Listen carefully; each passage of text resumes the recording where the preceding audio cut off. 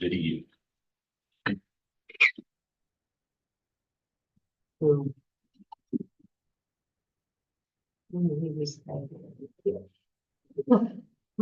Small neighbor. Hi, Dennis. Okay, now you can start. Okay, it is 5 p.m. We'd like to begin our scheduled work meeting. And first of all, Candace, would you do a roll call? Yes, Councilmember Norfelt. Councilmember Stevens. Here. Mayor Scott. Here. Councilmember Anderson. Yes. Councilmember Perry. Here. And Councilmember Beal. Thank you. Agenda review. Do we have any questions about the agenda, council members?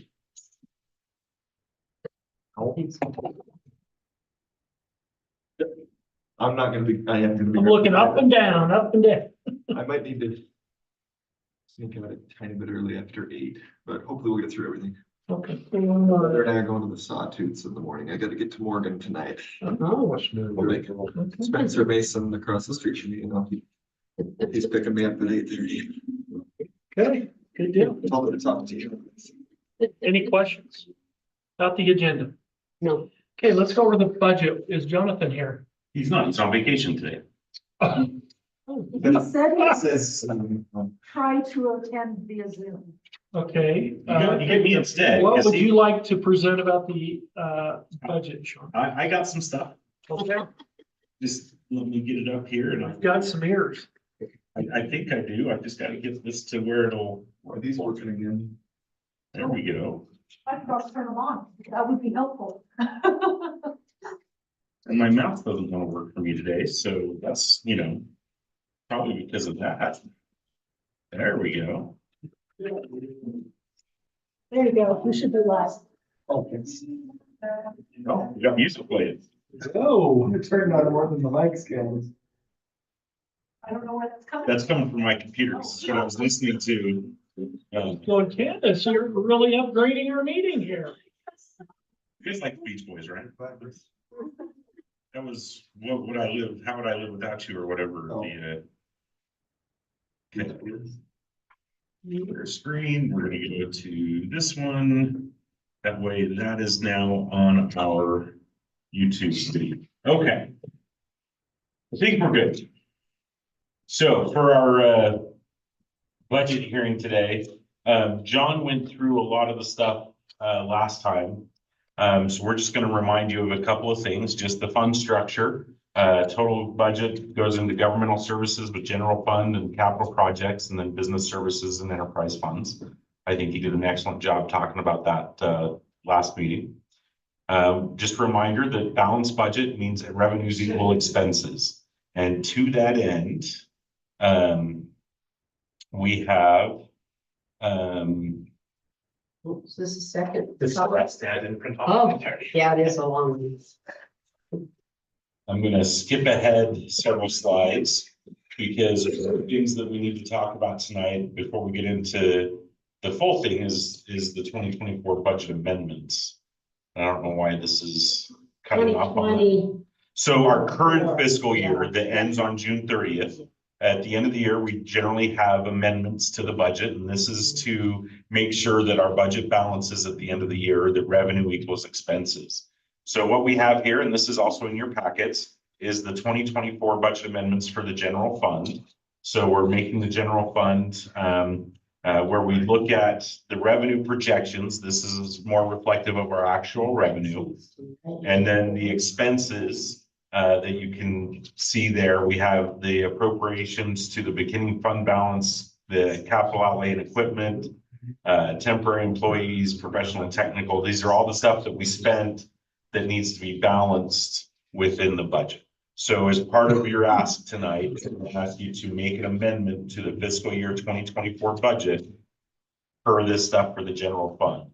Other funds that need budget amendments include the Parks and Recreational Capital Project Fund, which we are taking $7,000 to care of the skate park. Those are some cost overruns there. The Water Fund is looking for 1.985 million to look at the capital outlay for the water rights. That's for the Grazer property. The ARPA well 3 conversion and the well 3 conversion phase 2, each of those have funds balances that need to go on it. We're seeing that work go. The well 3 is completed, I believe, and then we're starting this summer. We just had a pre-construction meeting yesterday with the contractors to build the pipeline to connect the water from the well down 4th West and up and then down 6th West. So that project will be happening next year. And then finally at the airport, we have these budget amendments that are going to be asked for. This is to coincide with grants that we've received from the FAA and the outlay for equipment. This is our new tractor that is on order. This is our seal coat that got put on the airport about a month or 2 months ago, month and a half ago. And a reminder on that, they had extra products, so they did the airport road and most of our cemetery roads with the seal coat as free. So that was excellent for them. And then a little bit of expenses and reserves for that. How did we end up with it in not mankind? How did we end up with what? The extra stuff. The overlay, it just was quicker on the draw. So he asked me what to do with it, and I said, well, go down the airport road till we get to the county road. I said, do that first. And they got that done and they called me and they said, where else can we go? And I did call Ken Barton at Manti and I said, do you have something where you can use this right now? And he's like, no, I really don't. And it was like 4:30 in the afternoon and all his guys had gone home. And I said, well, take it to my cemetery then. And I sent him a Google map with our cemetery on it and they went and did it there. Okay. So Thank you. that's how that went down. So I did give Kent a chance, but they weren't ready for anything. So any questions about the budget amendments for the fiscal 24 budget?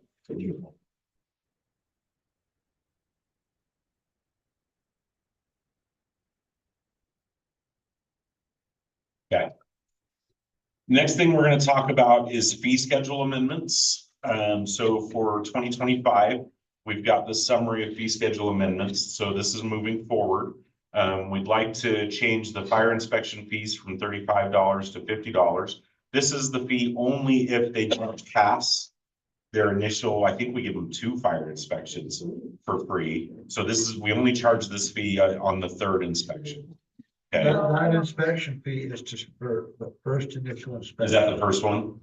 Okay, I thought that was included in our, The second one, if they have to do a follow-up, that's included. okay, my mistake, I apologize. Thank you for the corrections. The food truck inspections, this is going from $35 to $60. Now, I hope I don't screw this one up either. On food trucks, we do allow food trucks that have licenses. The state law requires us to allow food trucks from other jurisdictions to come in. But if they don't have the fire inspection done at that previous jurisdiction, or if we are licensing them out of our jurisdiction, this is the inspection fee that goes on with that. What about a truck that I think they're just doing it at home, but they're selling out of the back of the truck? But it's not a fee, it's like a pickup truck. You're taking like the small E people Mhm. or stuff like that. I do not believe that they are being charged this as a food truck because they're not registering a business license as a food truck. How do we handle We need to go enforce on them when we see them there and say you're not allowed to be here without a business license. that? You just don't know what's going on in the kitchen. That's exactly right. They sure are tasty though. Aren't they? Are they good? Okay. My wife loves them too. Are they pretty good? The ones I've had, yeah, they're delicious. The garbage, this is our big deal that gets the mayor riled up this week. This is looking at, remember you discussed last time about charging additional cans. This would be the dumpster fee or the landfill fee for those additional cans going from $6. We've actually got 2 numbers in here. I believe we want to charge the $10, but the reason we put $9.60 is because the fee to the landfill is actually $4, but we keep 40 cents of that for every fee to, as our administrative costs, right? So our actual bill to the landfill is only $3.60. So the question here, that we will ask for you to resolve as we amend the fee schedule tonight is, do you want to amend this for just the $3.60 and take out that administrative fee because they're already paying it on the first can? Or do we add that 40-cent administrative fee on every can? And I would love some discussion on that. Okay, I'm not sure that I'm understanding the jump from $6 to $9.60 per So can. right now, every month you get free, when you have your one can, you pay $13 or whatever. Within that $13 is the $4 Admin. or the $4 landfill fee. We do not charge that on the second can. So the second can, you get a reduced rate, which is just the $6. So that's what we're charging for a second can now. If we add the landfill fee for that second can, it goes to $9.60 or $10, depending on whether we charge that 40-cent administrative fee. It's 960 versus 10 that we're trying to. That's what we're trying to get to. And do we charge that 40-cent administrative fee for every can? Subsequent can after the first one. Yes. And administratively, it is a little extra work if they don't get it initially, if they don't start with 2 cans. It's a little bit, really, it's just the administrative fee of calculating the bills every month. And it's our guys coming and delivering the can. Yeah, So 42. Dick, how did that go with Mr. Bringhurst? I'll talk about that in my report. Okay, thank you. And we'll step out. If it's spicy. so that's what we're gonna ask for tonight is just, do you wanna go $9.60 or $10? And that's the one decision you've gotta make on the I fee think they would schedule. understand the $10, but we don't need to.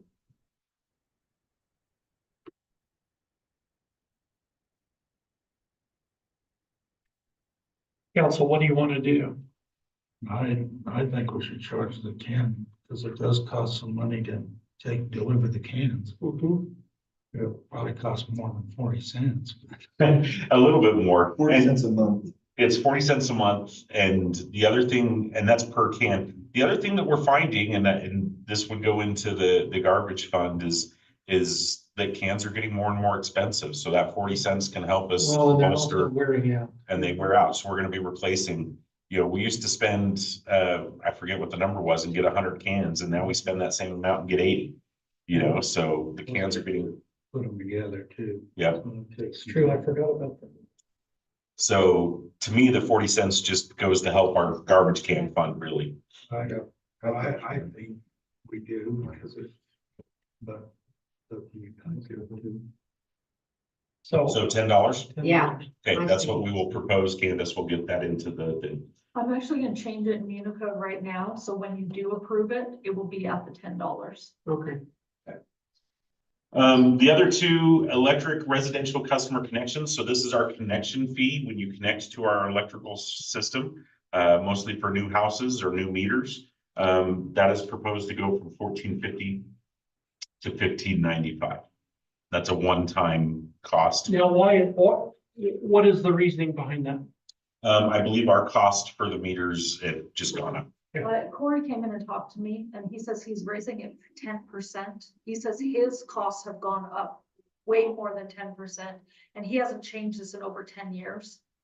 And so he said that he felt like 10% was reasonable to help cover some of the increased cost. And again, this is only for new connections as new houses or new businesses come on. We only charge this when we're installing a meter for that connection fee. Okay. And then we've got some proposed changes to animal licenses. This is opting in for multi-year registration that matches your vaccination record. So instead of paying your animal license annually, you can opt to pay 3 years at a time, which matches your rabies vaccine. I believe I have that right. And so that you can have the license for the time of your rabies vaccine. Okay, You're supposed to register your cat? Yes. They changed that, I think, last year. Which I'm gonna go on the record, and I don't think I've registered my cat, so I will come in tomorrow and register my cat, because I don't think we've done If he can catch my cats, he can charge me. it. I have somebody in our neighborhood who has 45 cats, so That would violate that's our probably gonna help ordinance. our budget. That's a violation, that's a violation of the code. Yeah. We're not supposed to have Okay, that. so I'm gonna scooch back here. Most of the stuff you've already seen. I want to touch on utility rates. You saw this last meeting. No increase in utility rates is being proposed right now as part of our budget. However, we are doing a rate study, and the results of that study will determine the future rate structure changes. We actually had a conversation with the consultants doing the rate study this week. And one of the things that they've talked about is best practices. Right now, we have what's called an inverted structure, where you pay for your base layer and you pay less the more power you use, right? So as you go into the next tier doesn't cost as much as the base tier, and the next tier after that doesn't cost as much as the tier before that. A lot of cities have done that inverted structure, or they'll do a graduated structure where your base tier is the least expensive and you get more the more power you use. What our consultants tell us is that the preferred best practice today is to do just a flat rate, and power costs what power costs, and we just charge that flat rate no matter how much power you use. So this will all be a discussion when we come in. If they do propose changes to our rate structure, their intent is to make it revenue neutral, meaning that we change the rate structure, but the end user should not see any increases in their power. At least that's the way they've presented it to me this week. Okay. Moving along then. Now we're into the fiscal year 2025 budget that we want you to adopt tonight. So you've seen this, the total proposed budget is $31,358,308. And we will, that's all the different Well, funds. he was talking for all of us. You don't understand? I don't understand Siri half the time either. That's serious, just a minute. Yeah. So this is all the different funds, and then I don't know that we broke it down, but we've got the pie graph that you saw last time. That shows that the bulk is our general fund and our building authority, and all the different funds and how they take up the pie of the budget. Our general fund, if we break that down, is $10,947,891. So we're looking at essentially an $11 million budget, and this is how we balanced it out over the proposed revenues and expenses this year. And I just want to say all credit to John Knutson, who has done a ton of work getting this prepared. The general fund revenues, what you see is right now we've got the big 750 South project. This is Ephraim Canyon Road that is taking up the largest portion of our general fund. Of course, we've got earmarks for that, so we get the money in for that, but that has expanded our general fund for fiscal year 25. So really we have a budget, if you take out that 750 South project, we have a budget of about 5,900,000. Yeah, somewhere there. That is correct. So that is skewing our numbers a little bit in fiscal 25. We need to make sure that we explain that, for Okay. example, to the newspaper, Yeah, if they Yeah. question, because they have a tendency to put all this together and say, Ephraim has a $25 million budget, Okay. just passed a 25 million. And no, No. this is with all the grants, this is with, and so they did that last year. Okay. And it made it look like Ephraim was flush with oh money. yes, I have Yeah. someone say, well, you guys can do that, so you have a When lot. did they try to start that, sound interchange? I'm gonna defer to Brian. We're gonna wrap up design. We're actually working on final design right now. We hope to go out to bid in the fall and then construct in A spring. year from now? Okay. That's the hope. So this is the revenues this is the expenses, and the same conversation on the revenues we have on the expenses. The 750 South project becomes It's a little less than that. the huge expense, and you would see, if we didn't have that, the police department budget would look a lot bigger than it does because of that slice of the pie. We good with that graph? Okay. Wanted to talk about truth in taxation, and I'm trying to make sure that I explain this in a way that is completely transparent and understandable to everybody that's listening. So we did get our certified tax rate from the state and the county. And I've got those exact numbers, but I want to focus more on what it means to the real user. Okay. So if you have a $450,000 home, remember that you're only being taxed on 55% of that value. So that would be a little over 275,000 if I've done my quick math right.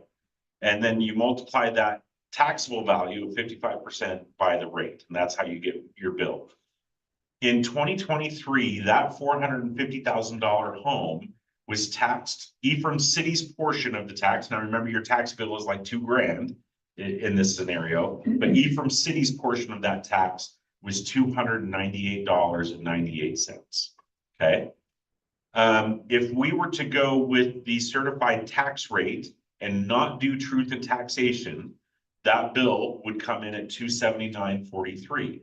That is lower because we're accounting for new sales tax growth and new houses. You're spreading that pie among more people, so everybody pays a little bit less.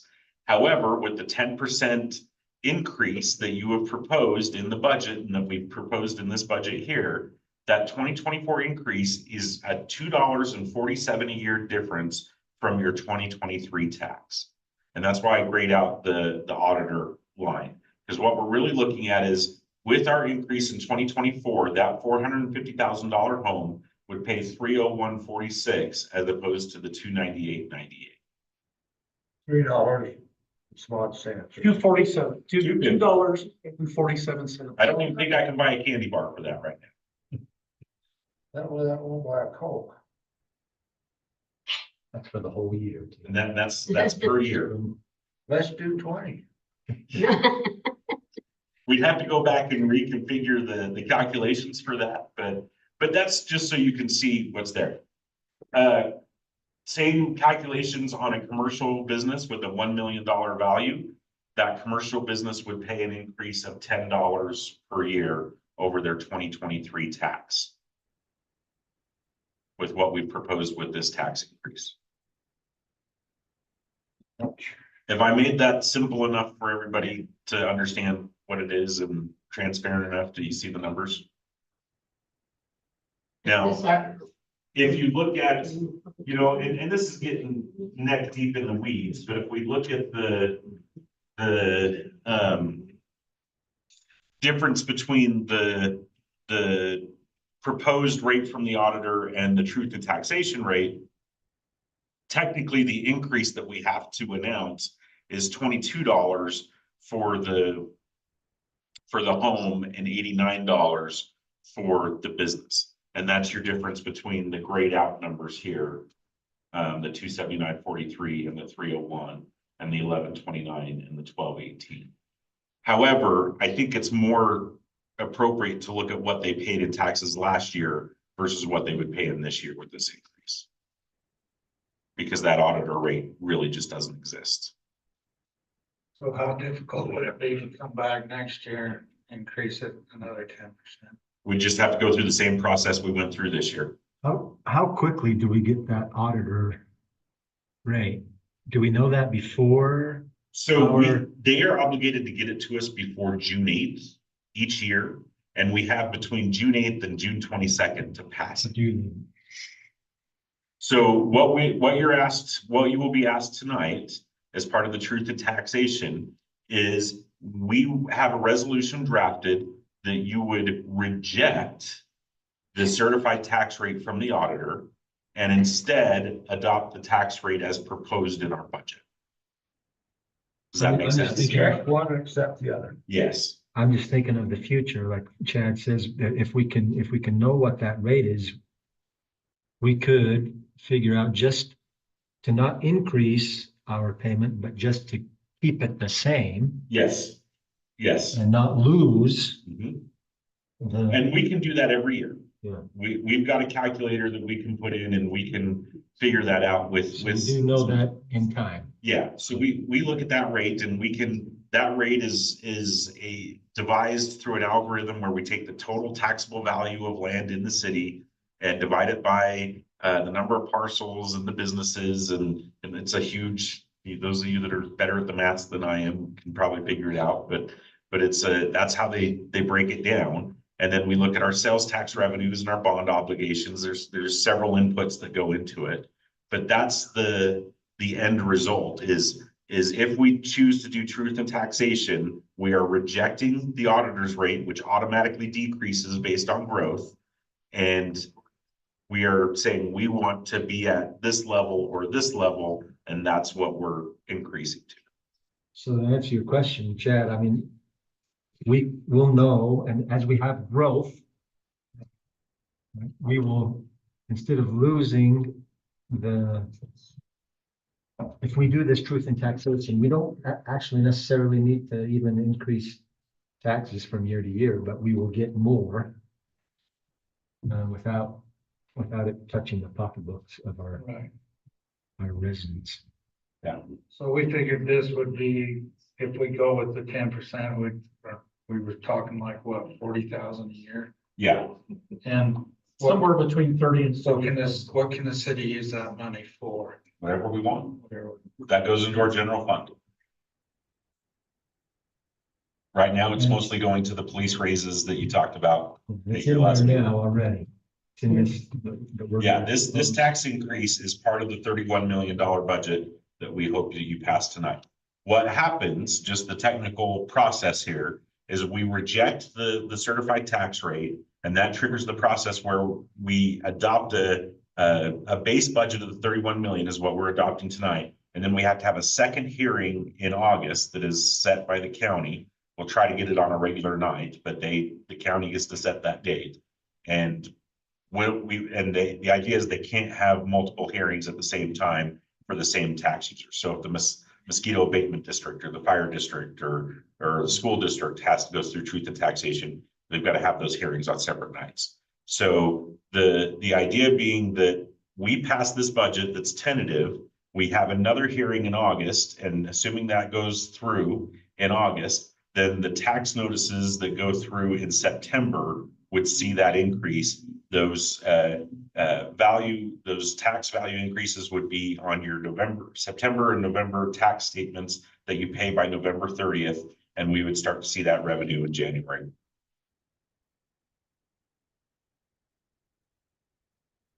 Have I just totally confused everybody? No. Yeah. Okay. That is all I have on the budget, Mr. Mayor. Is there any questions or anything that you want to talk about? Any questions, council members? Just a couple of questions. So on this Eastern Crossing Phase 1, is that the $5 million? Is that what we're talking about for the intersection, or is that something? Which line are you on, Page Chad? 13, Page Well, 13 yeah. at the bottom. page 6 on the budget, or page 8 on the budget, but 13 on the bottom. Okay, It says Eastern Crossing Phase 2E. There's 0 on Well, The west side and the east side. Eastern Crossing Phase 1W, and it says $5 million. I was just. so that's the west side. That's part of the 750 South project. That's our earmark that's come in. This is So our, what's that for? Is that to tie into the intersection, or is that totally? that's for the pavement, It's the and road west that's the road going west. to the hospital, yeah. Okay. And Brian, from now on, we'd like to call it 750 South. I think that got reflected in a couple of places, but not in others in the budget here, so that needs to be changed here. Not just, yeah, it would be more. Yeah. And then I'm kind of new to this, so I don't, some of this stuff. Me too, Chad. On the power electric fund, the administrative fee, what is the administrative fee? So the administrative fee is the fee that we charge, the city charges the power company, our enterprise fund, a fee to cover expenses regarding the billing and managing, paper supplies, fleet vehicles, those types of things. Okay. We have a calculation based on users that we use to calculate that transfer. A lot of cities don't. And in fact, just quickly on that, when we were meeting with our rate consultants for the power company, they were actually very, very impressed because we are one of the few cities that has a direct connection on how we calculate that transfer. A lot of cities just say, well, whatever extra money you need, we'll just grab it from the power company and we just take it. And that's how they balance their budgets. And that gets to be problematic sometimes. And so we were complimented on that by our rate study people. Is that only on the power or is that? That's also on the water and the sewer. Okay, I thought it was, I just didn't know. I just think It also includes, like time spent, right, Sean? Yeah. Time spent, like with, let's say Marina spends, I don't know, a certain amount of time. Sean spends a certain amount of time in here, for whichever, Brian, I think it kind of is dispersed amongst. I just don't know for sure what it was. Yeah, and like I say, John has a direct mathematical algorithm that he uses to calculate what that is, so that you input the number, it spits out what the transfer is, and that's what it is. We don't make that up. One quick thing while we were touching, we'll probably get hit this later, but the 750 South name, I like that. It's also the street I live on, that little matchstick. But I guess it won't get confusing when that happens in other places in the city. But you would have East 750 South versus West. So, 750 South. But I think there's a 720 and 780. yeah, on either side.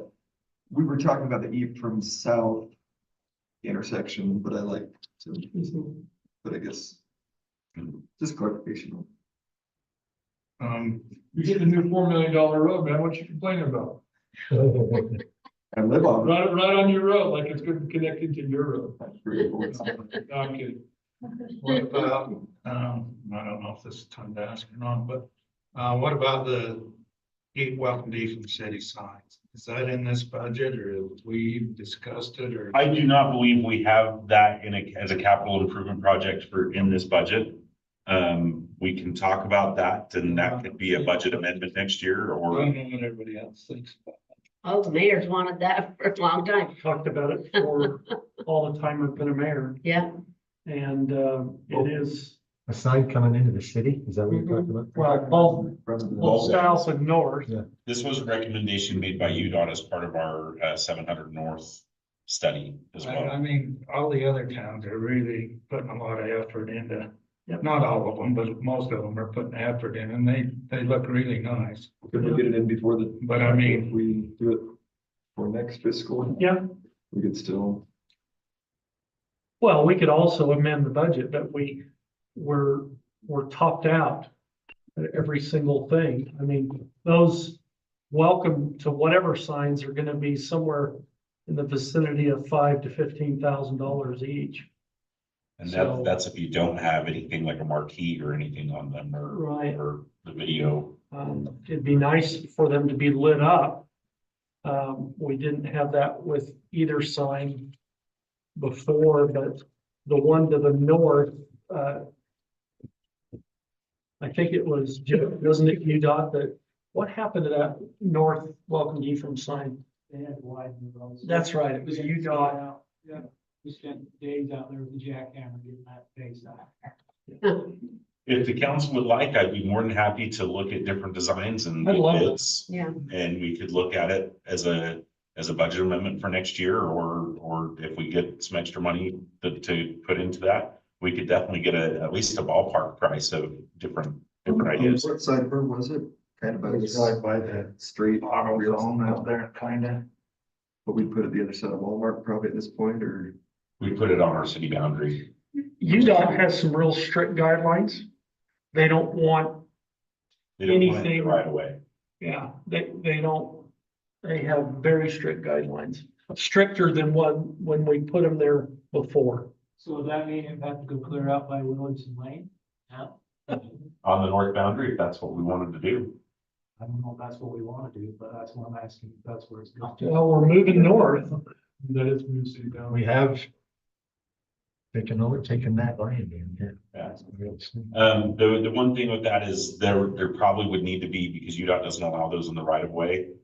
As far as I know, they don't allow them in the right of way anymore.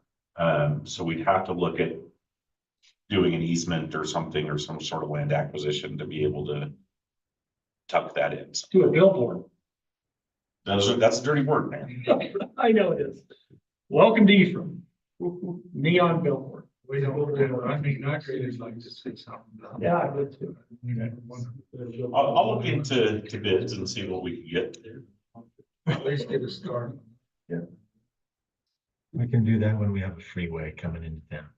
That might be a while. Well, let me ask a question. With the way growth is going, both north and south, why they just didn't do a 2-lane highway when they did part of a 2-lane They are. highway? So they'll be doing a 2-lane highway. So we want to make sure you account from where that is, so Jeff doesn't have to go out with the jackhammer and take another side. That's on a future project for UDOT, Yeah. is to do 2 lanes. Am I right, Brian? It's on their radar. It's, we're applying for dollars with more populated areas, but it is on their radar for project list. Well, I'm worried about turn lanes and traffic into the motel and so on. Speaking of signs, one of my dreams, and I would love to have a marquee outside of City Hall where we have that metal Oh. frame. I would love to turn that into a Ephraim City Hall sign Yeah. with video, that we could take some of the stuff that we're putting on the industrial park sign and put it right outside City Hall. Save us some money on the banners that rec prints all the time. Right. And the college, or we've even talked about the co-op having some sort of. Oh, no, we have not talked about that. We have talked about that we will not allow any kind of electronic marquee on the side of the co-op, because that does not fit. Are we, I'm talking about the street, College Avenue or Badger Way, or we talked about the color of the sign or something like that? It's. The street it's sign. Changed now. It's a different color. It's a Snow College. What is it? College Ave? What is it? Yeah. You get so used to it, it's like, what is Yeah, this it's called? College. Yeah, we did that about 7, 8, 9 years ago. Mhm. And then we just changed all those signs. Jeff's crew changed them out because they were fading a little bit. So, yeah. Okay, any other questions on the budget? No, I don't. Anybody else? I think it's a sign. Did you see the sign and it opened up your eyes? And now that's gonna be in all of your heads for the rest of the night. You're welcome. Okay, any other items on tonight's agenda? We have Rusty coming in. I've sent all of you pictures, updated pictures And I taken today. And I sent you also, Sean, so that you can, it was email. Colby got those pictures into us. And There's a lot of other, I'm glad we're doing it. I think we really need to push everybody. now we move to the Same next way. one. Yeah. Now we, Because there's a lot of yards getting kind of yeah, cleaned up. So we still haven't heard anything back about picking up that dumpster, so. I don't know if we just arranged to get it picked up. They'll be here tonight, right? I think so. So we could ask them there. I looked, when I took those pictures in fairly, it's about full, like it's out over the top, but. Pretty safe. Did y'all get the message from Joe Shopping or Oh, Ed Chuppy? Ed Shopping? I Yeah. think we've been dealing with it for 40 years too. So, Obnoxious. yeah. Yeah, we just got a call from Keith Bailey about out of the airport. And Manti does our weeds. So we'll contact Manti I already have. And, because right now is when they need to get killed. Yep. So that they don't go to seed. The county road department has already responded to the inquiry that they'll do the road going out there as well. Okay, good. So, can't start the next till 6 o'clock. Do you want to saunter? Well, is there any other questions or anything about the warrant register, about? Yes. in the group. Registrar have a couple. I'd find them in just a second. Okay, Anthony, what would you? The Amy Jorgensen's presentation is, I think, the second thing on our agenda, but no time, just kind of. We're letting her use as much time as she. Because I think the intent of that is to see the financials and how money. Right, was re- we've asked her used. specifically, where have you spent your $75,000? I'm prepared for that conversation. I just was. Yeah. Clarifying. Yeah. Leah's Garden Shop, is that pretty much a typical spring flower buy? Yeah, that's a yearly Main Street flower. Yeah, that's pretty, I, what I figured, but that's all I have. Just typical.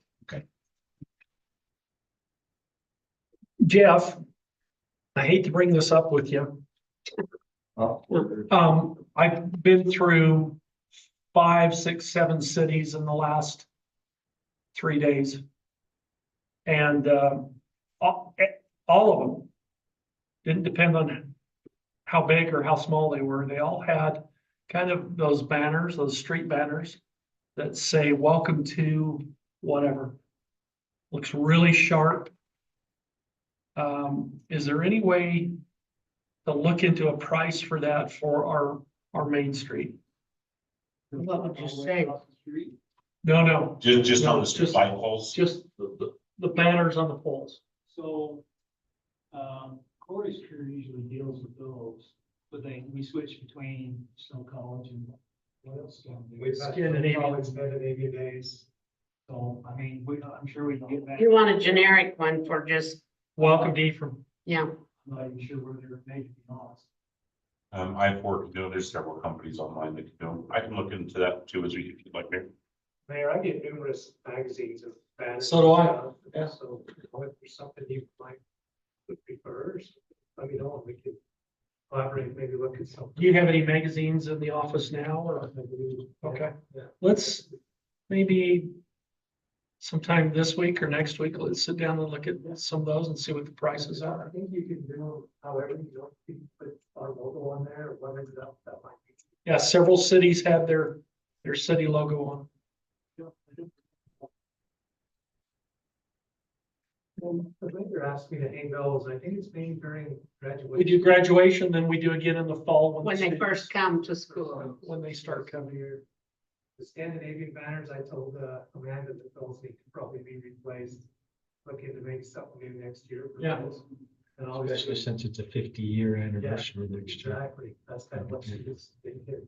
So we do hang a few for Christmas, but they're not, Right, they're more of a cloth style, but they're mainly on the outskirts, not the interior of town, but we need to get the dimensions and whatever that be, and we could make something work that way. okay, I think there's only like 14. Yeah. That's kind of on the interior, but that's the direction you want to go. it is. I got a complaint from a resident, says you need to extend those, not you, of course, Corey, but the light posts all the way to the Walmart now. She's of a certain, Would you ask her to raise the $2 million? yeah, she just feels like that our city center is now, said you need to go 2 more miles. Said I'd pass it along. Thank you. We could raise the taxes more. Is there some tape and I can tape Martin's? She's tax happy. Any other question? You had a. Okay. I've looked at these pictures with Rusty, man, looks, I mean, We still got some work to do, but I think it's within. yeah, I do too. Coming along. Yeah. It is nice that we allow a lot behind the fence that. Yeah. It's, 'cause that would be. I'll find out. Except What is your, what is if your it view encroaches on the on neighbors. this, Chloe? Well, he's definitely not 100%. No, But there's been significant improvements. And that's something that we could continue to monitor. All the motorcycles have been put behind the fence. And that's something that we find that we need to do in these type of cases, because once, the spotlight's off the property, then starts. Accumulating I again. do have a question. If it encroaches, you've got one set of Craigens, he's got one set of Craigens on the east side and another one on the south side. Is it encroaching what's behind the fence? Is it encroaching on either one of those properties? It is not. Okay, As I've looked at it, it is. Yeah, and I don't have an answer to that, so I for the mayor there, but they are in conversation with putting up a fence. I know. Yeah. And Stacy Durance on the other side, I talked with her. And seems to be very friendly with Kim's daughter Stacy. Yeah. Have you got- She seems fine. Oh, yeah, I guess. That's what I'm saying. You've got something. that's a, Please she's still do Craig not. to me. Oh, yeah, They're not. Yeah, it's definitely improving. That's. And Dennis, I agree with you. Like, there's some times where we have junk in our house, extra something that we throw in the backyard, but it's, it's nice. My concern about the backyards is, gosh, some of these places, they ever catch on fire. Yeah, Good luck, Jeff. So some of them got so much stuff in their yards around their house that I don't know how you'd ever even get into and your some, big truck. and some weeds that are just tender. But it is off, so I you can't probably see should have it. said, but maybe we wouldn't want to stop the fire. I mean, truthfully, you look at them, and I look at them and you get, I don't know, there's many possibilities of catching on fire that it is, so you can't see it. It's better that way, but then there's still a threat of fire and whatnot. But it is improvement. I'm not making a bigger. Yeah. problem about it, but what it is. Well, I think our view, if I'm hearing you right, is we encourage them to continue to keep it clear like this and not move anything back. And we encourage them to maybe finish up a couple things. The trailer in the front probably needs to be moved. But I think they've done substantial work and it's been substantial improvement. Is that? It could have been a lot worse. It's moved Yeah. forward. Yeah. Progress is I progress. mean, you look at that picture there, that's a far cry from where we were at. Yeah,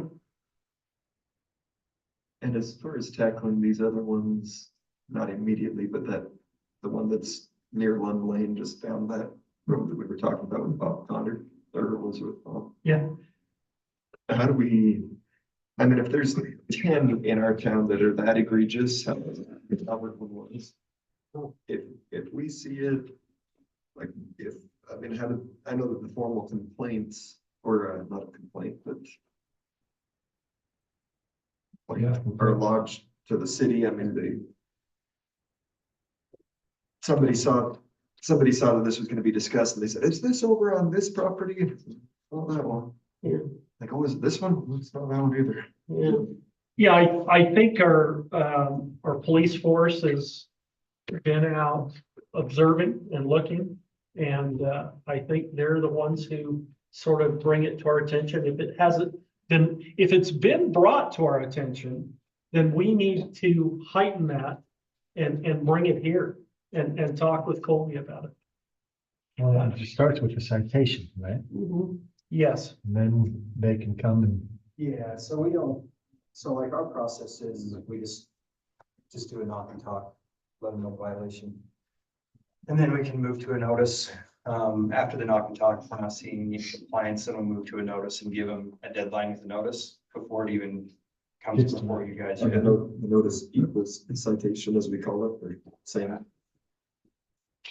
Not necessarily. It's more of an administrative hearing. Okay. That's what me and Sean have been talking about as far as like changing the process just a little bit. so that there's like an administrative judge that would see these type of cases. But no, before it becomes before you guys, we try and do everything we can to get compliance before it goes to the court process. And the way that our ordinance is written, it comes before a city council Okay. and then if they do an appeal. Right. So, That's what I thought. and that's if they want an appeal. If they don't do the appeal and there's no compliance within 30 days, then we just issue the citation. So the reason we're here on this one is that they came and appealed to council. And the citation is never a fine, it's just, it goes to the court process. No, I'm talking, the meeting that we had with, our justice court judge, is his main goal too is compliance. And so he'll do exactly what you're doing, just through the justice court system. Instead of us. Yeah, and it is written in our, ordinance that each day past the limit that we've allowed is an additional fine. So there could be some monetary penalty there when it gets to that point, but. I do have one question. I see a couple of properties where tons of old cars are coming in there. Now, I know I remember, we got rid of thanks to a new owner, the Larson one on the west side of town. But I'm seeing one grow on the east side of town. Or is it behind a fence? No, it is not. So I went, when was it? It's where Robbie's old yard used to be. Okay, That's growing Okay. substantially. That behind Tire Pros there? Yeah. Oh, I did notice that one. It's moving up closer to Artis Peterson's house. These two that's getting all Yeah, you're right. yeah, I went and drove to the city and took photos of basically any and all violations that I could see. There were egregious ones. Mhm. And forward those to Lieutenant Cragen. And I don't know if that one was as bad when I drove by it, but there's, those old vehicles on Fourth East.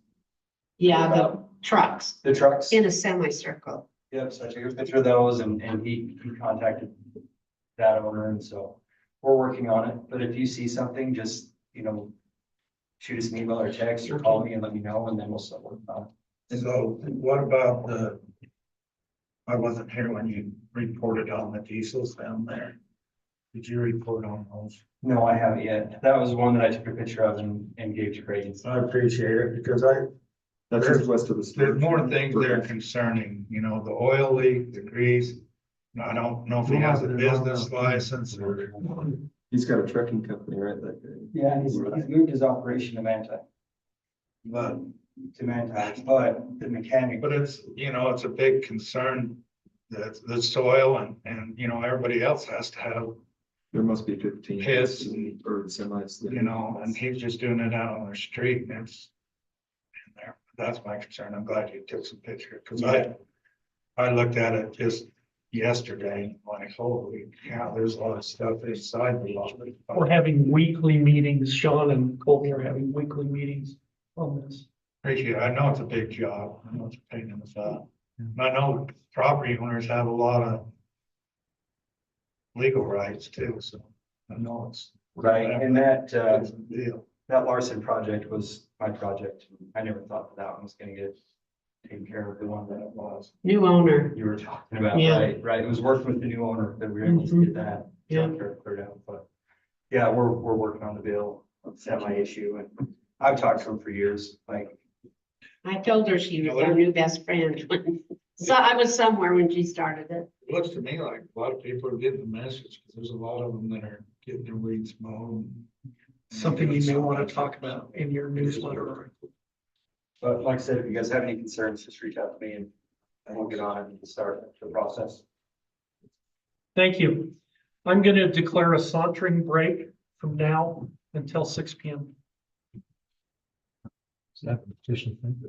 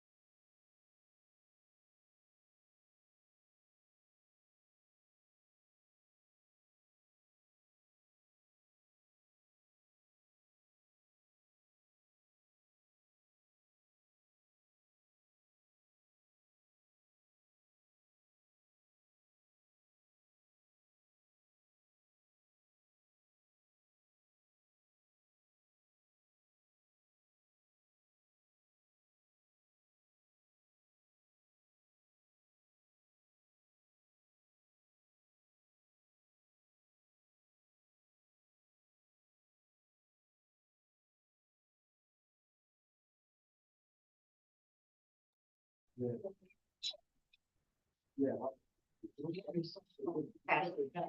have to listen to this whole thing tomorrow morning.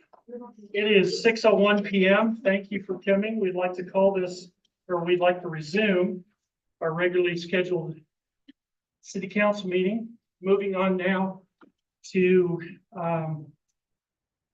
the roll call. No. We've already done that. Opening ceremony. I've asked Lloyd Stevens if he would give an opening prayer, and then Anthony Beal if he would give the pledge of allegiance. Father in heaven, we approach you in prayer as a city council and members of the city tonight. We are thankful that we can get together and talk about city projects and things that are going on in the city. We pray that there will be a spirit of peace here, Father, and we are so grateful for the country we live in, for the state we live in, and the town we live in. We ask thee to bless us as thou seest fit, in the name of Jesus Christ, amen. Amen.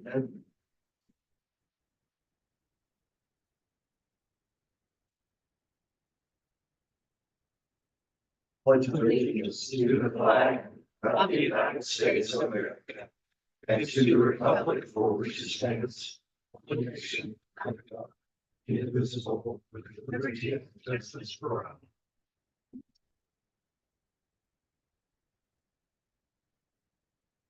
Thank you, Lloyd and Anthony. Are there any public comments? No public comments. We'd like to move on to item 1 of our possible action item list, 1A, presentation of swearing in of the Youth City Council for 2024-2025. And I'll turn the time over to, Julie here with them? Julie's here. I will swear them in. where are you? Oh, there's Julie. Couldn't see you back there. Turn the time over to Julie and Candace. Okay, if we can get the council, next year's council to come up, we'll get you guys sworn in. Over here.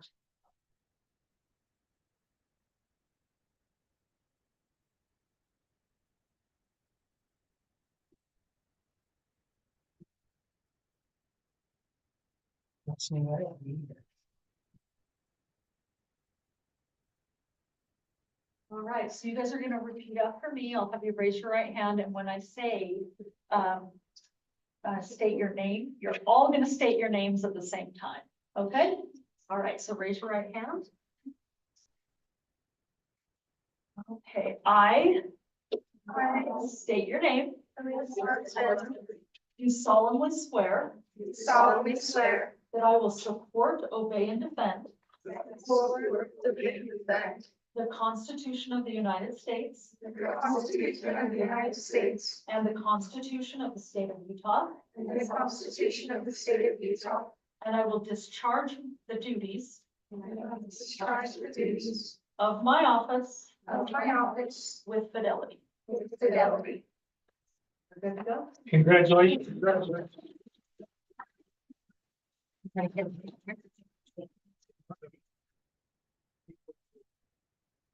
I just want to say a few things to this Ephraim Youth City Council, and that is thank you. Thank you for serving. Thank you for serving your community. I have 6 children, and the majority of those children served on this Youth City Council. And they had incredible experiences actually that today affect their life. And I just, what you've signed up to do, what you've just committed to do, is what we all commit to do as council members. And so we, even before you get to work, even before you get going, we want to thank you, and our hat is off to you. Congratulations. Someone once said that the world is run by those who show up. And I believe it is. You have a lot of peers that just don't show up. They don't show up like what you have just done. You've shown up. You've taken an oath, a pledge, and to represent your community, to represent every resident in Ephraim City, particularly those of your age. And so continue to show up. Continue to do what's being asked of you, and it will help your life. I promise you it will. So thank you. Thank you. Another round of applause, I think is perfect.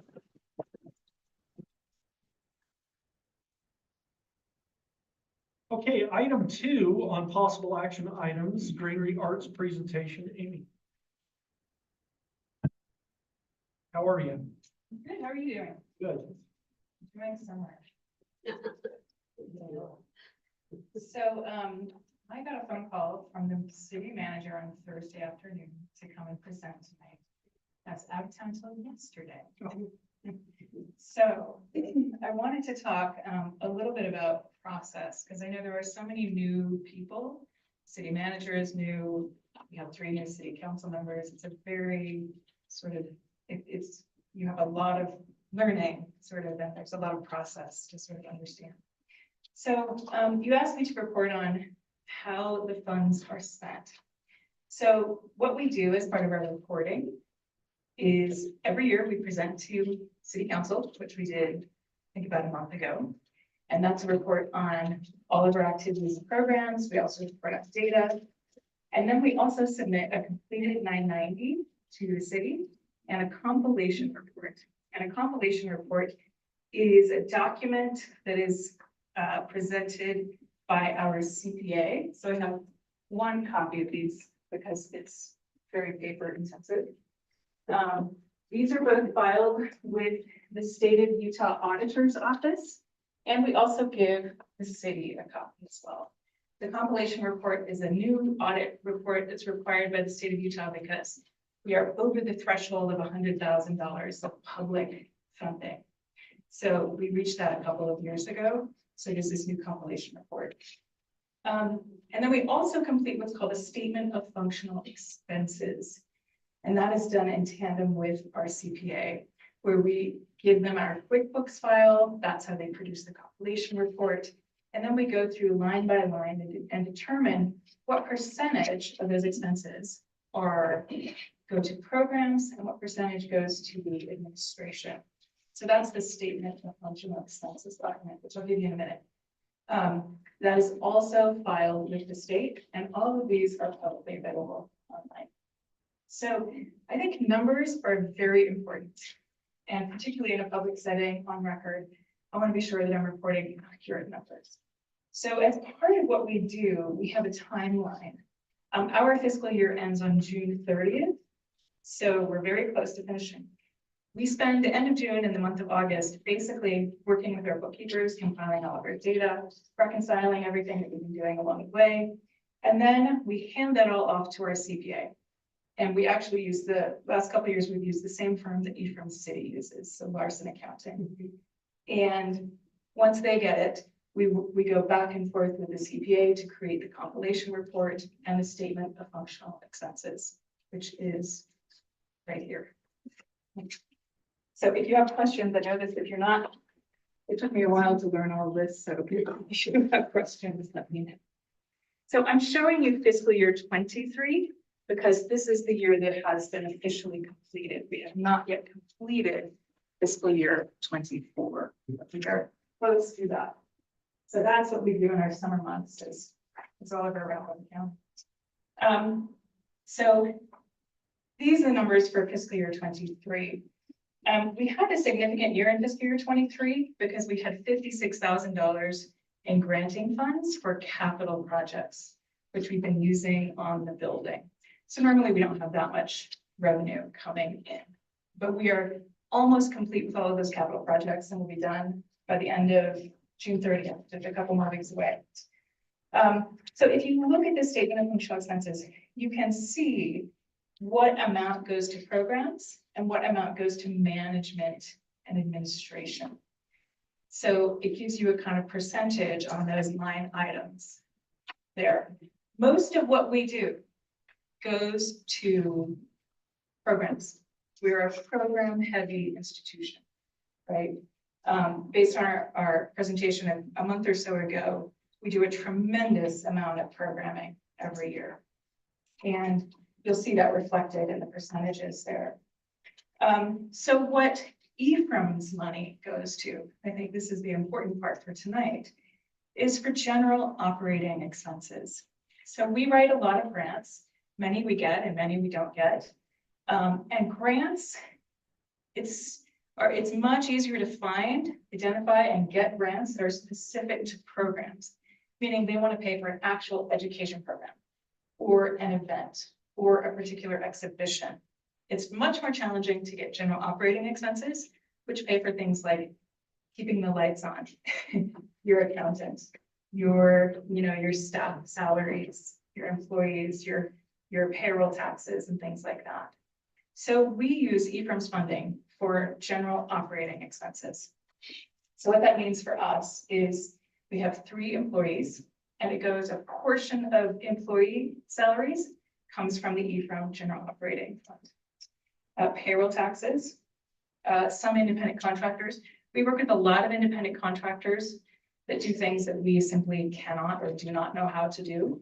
So some of those funds, office supplies, printing, advertising, accounting, bookkeeping, insurance, utilities, all of our utilities, facilities maintenance, our web platforms, software and hardware that we need to just maintain things. So really it equals people and infrastructure, because all of the programming we do cannot happen without people and without a building to house those activities in. So we call these our data summaries. We compile these every 6 months. So this is the data for calendar year 2023. And we will compile another one for fiscal year 2024, which will be at June 30th, right? So we do these every 6 months and we produce them specifically for people who fund us. Part of what we do is collect data so that people know how their money is being spent, right? So this is a summary of numbers in terms of how do our programs impact people, who's our audience. So a couple of example expenses from fiscal year 23, just so you have an idea, would be like accounting. For accounting, we had to spend $5,962. That's because we reached that compilation report threshold, which is really expensive to produce.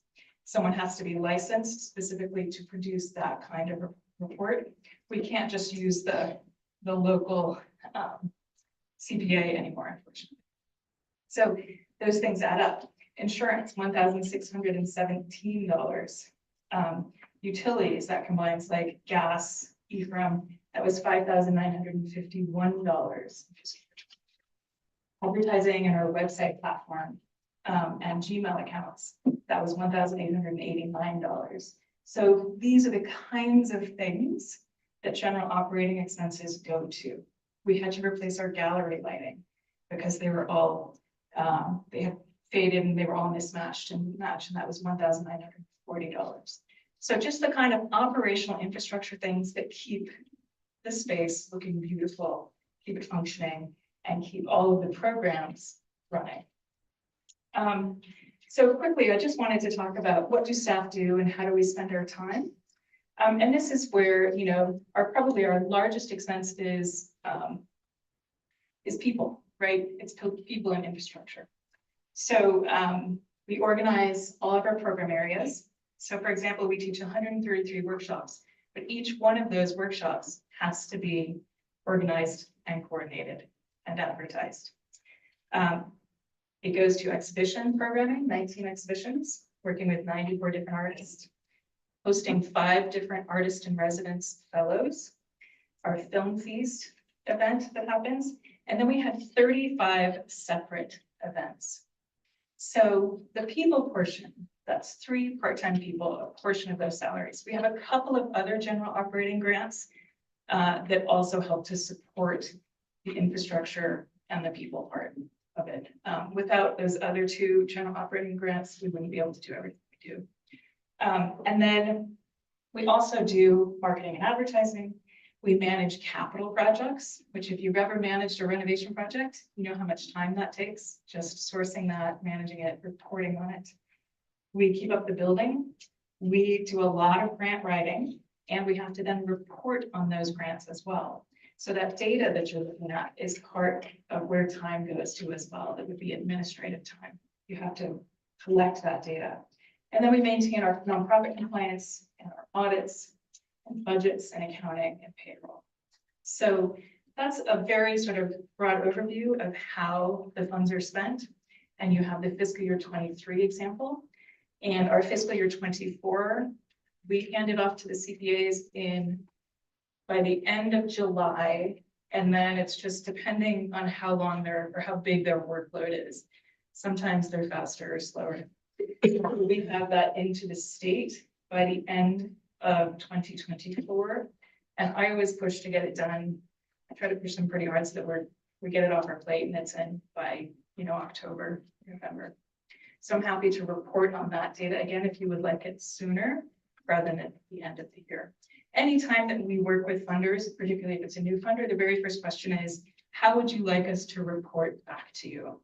So that at the beginning of our process and working with them, we know what kind of information is important to them and then how to present it to them at the end of the grant cycle. So, so that is the story of where everything goes. Do you have any questions for me? I have a question here, Yeah. and I really like it. It's in person, it says not including new satellites, Lee Meridian. Yeah. Just briefly tell us what the new satellite sites and that is. Okay, so a satellite site, so we have our in-person space, which is Granary Arts located in Ephraim. But then we also put some kids exhibitions up at the city building, over in Ephraim Library. We have a traveling exhibition that we curated, and it actually goes all over the state. And Utah Division of Arts and Museums moves that exhibition around for us. And then they report back to us, which place it was at, how many people came to see it. So things happening all over the place. So a satellite space is simply something that's off-site, like a satellite. Yeah. And Lay Meridian is a new satellite site for us, and it's a very large one. So it kind of skews the numbers way off because there's so many people come through. It's in downtown Salt Lake, but they're also a corporate sponsor, so they help. That satellite site helps to generate revenue so that we can also do programming down here. So it's a reciprocal relationship.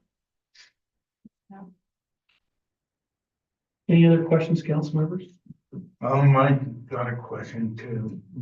And it's more, not for you, I understand all well some of this. But, and I'm glad you did this because I understand the buildings, high maintenance part. But a question for maybe Sean or the mayor or somebody is, what's the difference between, it's more to them not than you, but what's the difference between her business and a private business as far as the issues goes, where we're giving money that's going into paying employees? I don't think there's much difference at all, Councilor. This is a subsidy that the city council over the years has chosen to grant to a nonprofit organization.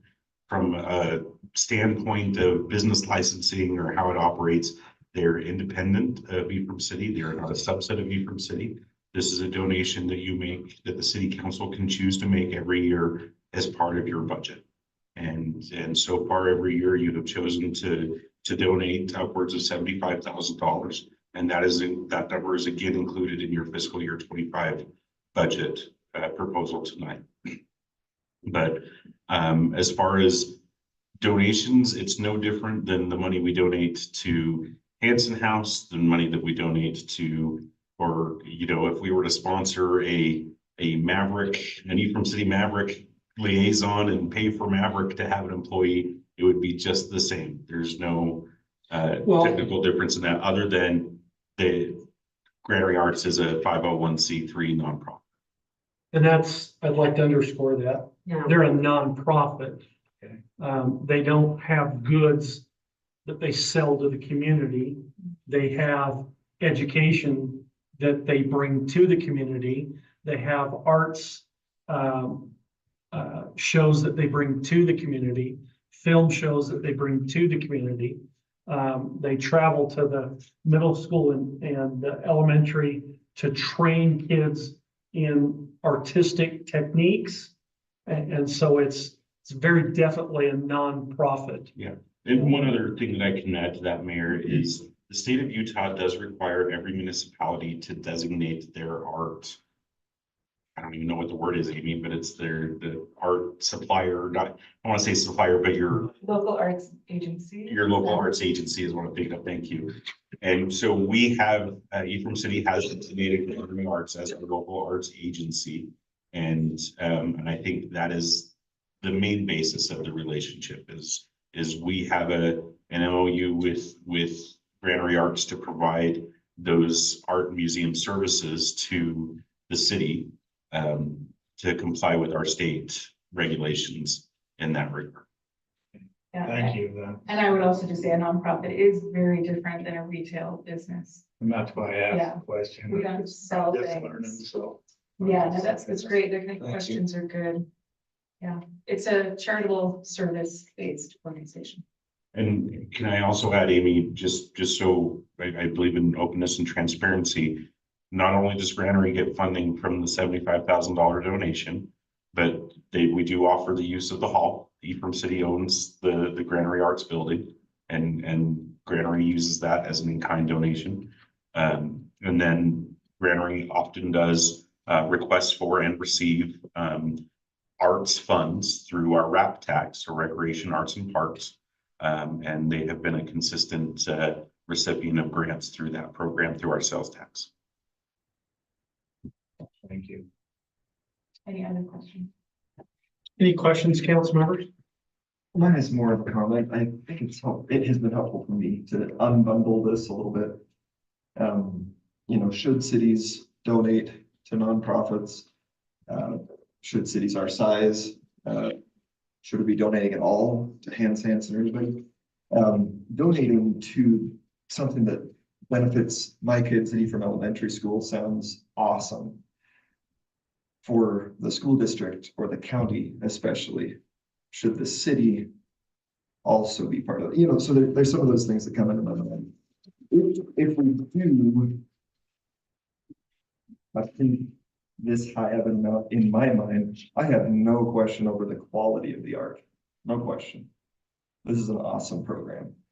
But it's when it's our city budget that if we do it, do we need to have a little bit more say over how it is used? The 75,000 to operating expenses, is it for the upkeep of the building? Because I know that Amy has written grants for not only the Granary, but for next door, the Bishop Storehouse. Amazing work with the masonry.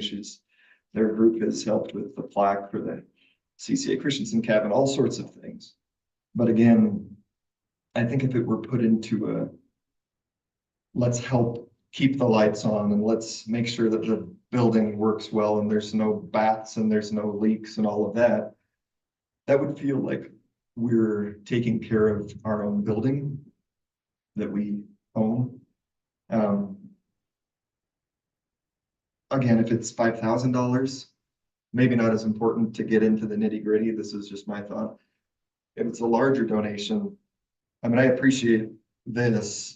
I'm still wanting a little more, but we didn't ask for more last year. We didn't ask for line items and receipts and all of that, but this 75,000 is much different than the other.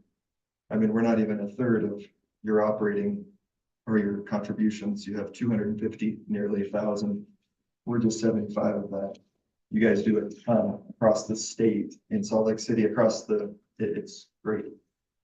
But again, if we compared it to the other presentation of a few nights ago, it's 5 times more than what we might award the Hans Hansen home. Is it 5 times the benefit to our community? Because certainly to the state at large, again, it's the money that's the cities that is my sticking point. If there's $1 million floating around, keep doing it. This is great. But if this is our budget, it's already a little tricky.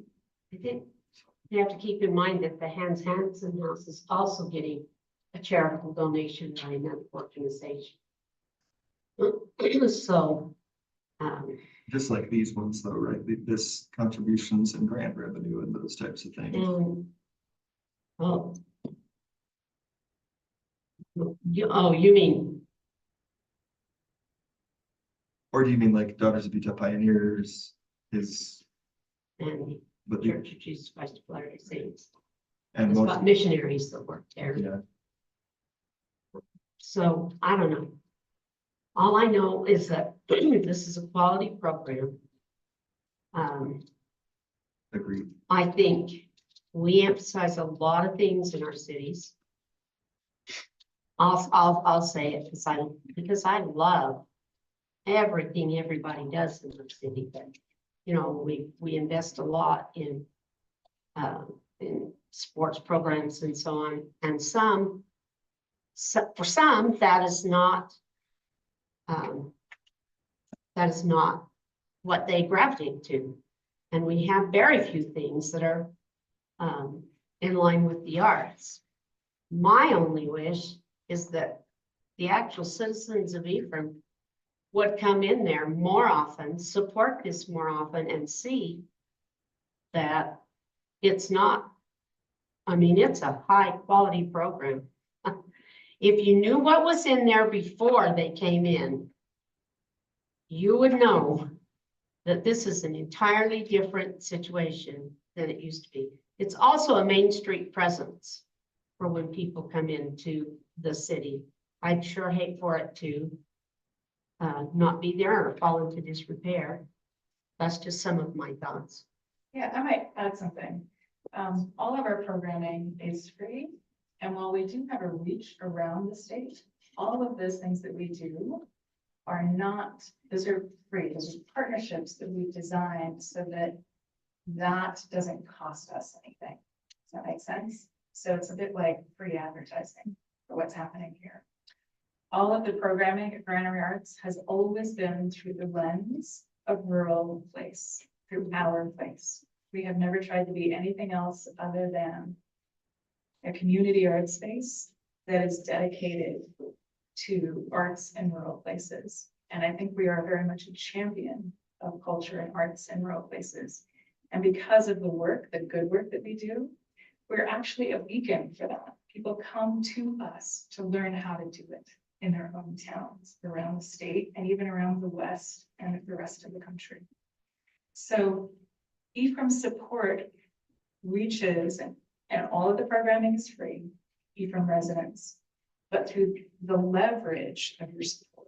I mean, through getting your support, we're able to leverage that to make this place more visible around the country. So I think there's a lot of power in leverage, and general operating support allows us to do that. That 247 is very high because of that project, capital project grant. That's not normal. We had a $56,000 capital project grant that was just wrapping up now. And that is going into the building That goes straight into the building. that is owned by Ephraim City. Right, so we're getting good coverage. 56,000 back that we wouldn't have gotten. Right? I mean, Yeah, I agree. I see your Not quality, concern right? Like there's no question about the quality. 75,000, but how much has the city put into those buildings since they've taken over? I can tell you. We replaced a toilet because it flooded. And folks will come in and turn on sprinklers, which is actually exterior. Today, we had a big group of volunteers. We were out there pulling weeds and trying to make that outside area look better. And then several years ago, we replaced or repaired a furnace. We actually just replaced the whole HVAC system, which was around over $30,000. And that was a grant we got that the city did not have to put forward. I would say that structure, I know that structure is in very excellent shape, right now because of our tenancy there and because of the care that is received and the very kind of acute detail to historic preservation. Whenever we have to do something, we work with the very best people to get it done. For example, the doors were replaced on the CCA cabin, which is a significant structure, CCA Christensen cabin. We raised the money so that the doors could be historically appropriate, but still provide insulation to the space and match the cabin. It's not just a door from Home Depot. This is a handcrafted door so that these spaces can serve as a landmark. I would say that so often we get so many people coming through who are just simply interested in the architecture. So while we serve the arts, I think we have also expanded our mission to include architecture and history.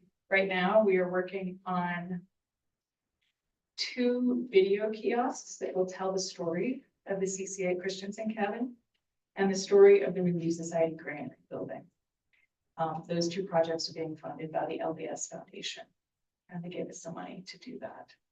We're also preparing for the Crossroads Smithsonian exhibition, which is this fall, which will talk all about rural places and change in rural places. We have all kinds of programming. In 2 weeks, we have Utah Public Radio coming down to introduce the citizens of Sanpete County to talk about their experience of living in this valley. So those stories will then go on to Utah Public Radio. So there are lots of moving parts to what we do. And it's hard to even begin to explain the amount of programming that we provide and visibility that we provide for this community. So a couple of other things. Thank you for the clarification, and it helps. And it's been nice to be over there and visit with you with Councilmember Stevens before, those types of things. I've tried to do a lot of homework on this and not just spout. Just a couple of other thoughts, I guess, observations. I think because we don't impose a strict accounting of how our donation is used, it allows you to be more flexible, and we don't have to fix the plumbing with Ephraim's money. We can pay our employees, which maybe would not be as possible through traditional grants. If I'm understanding that right. My question for the council would be, do we want more parameters around this money? And the reason I guess I'm saying this is I went to a production on Saturday, Alice in Wonderland.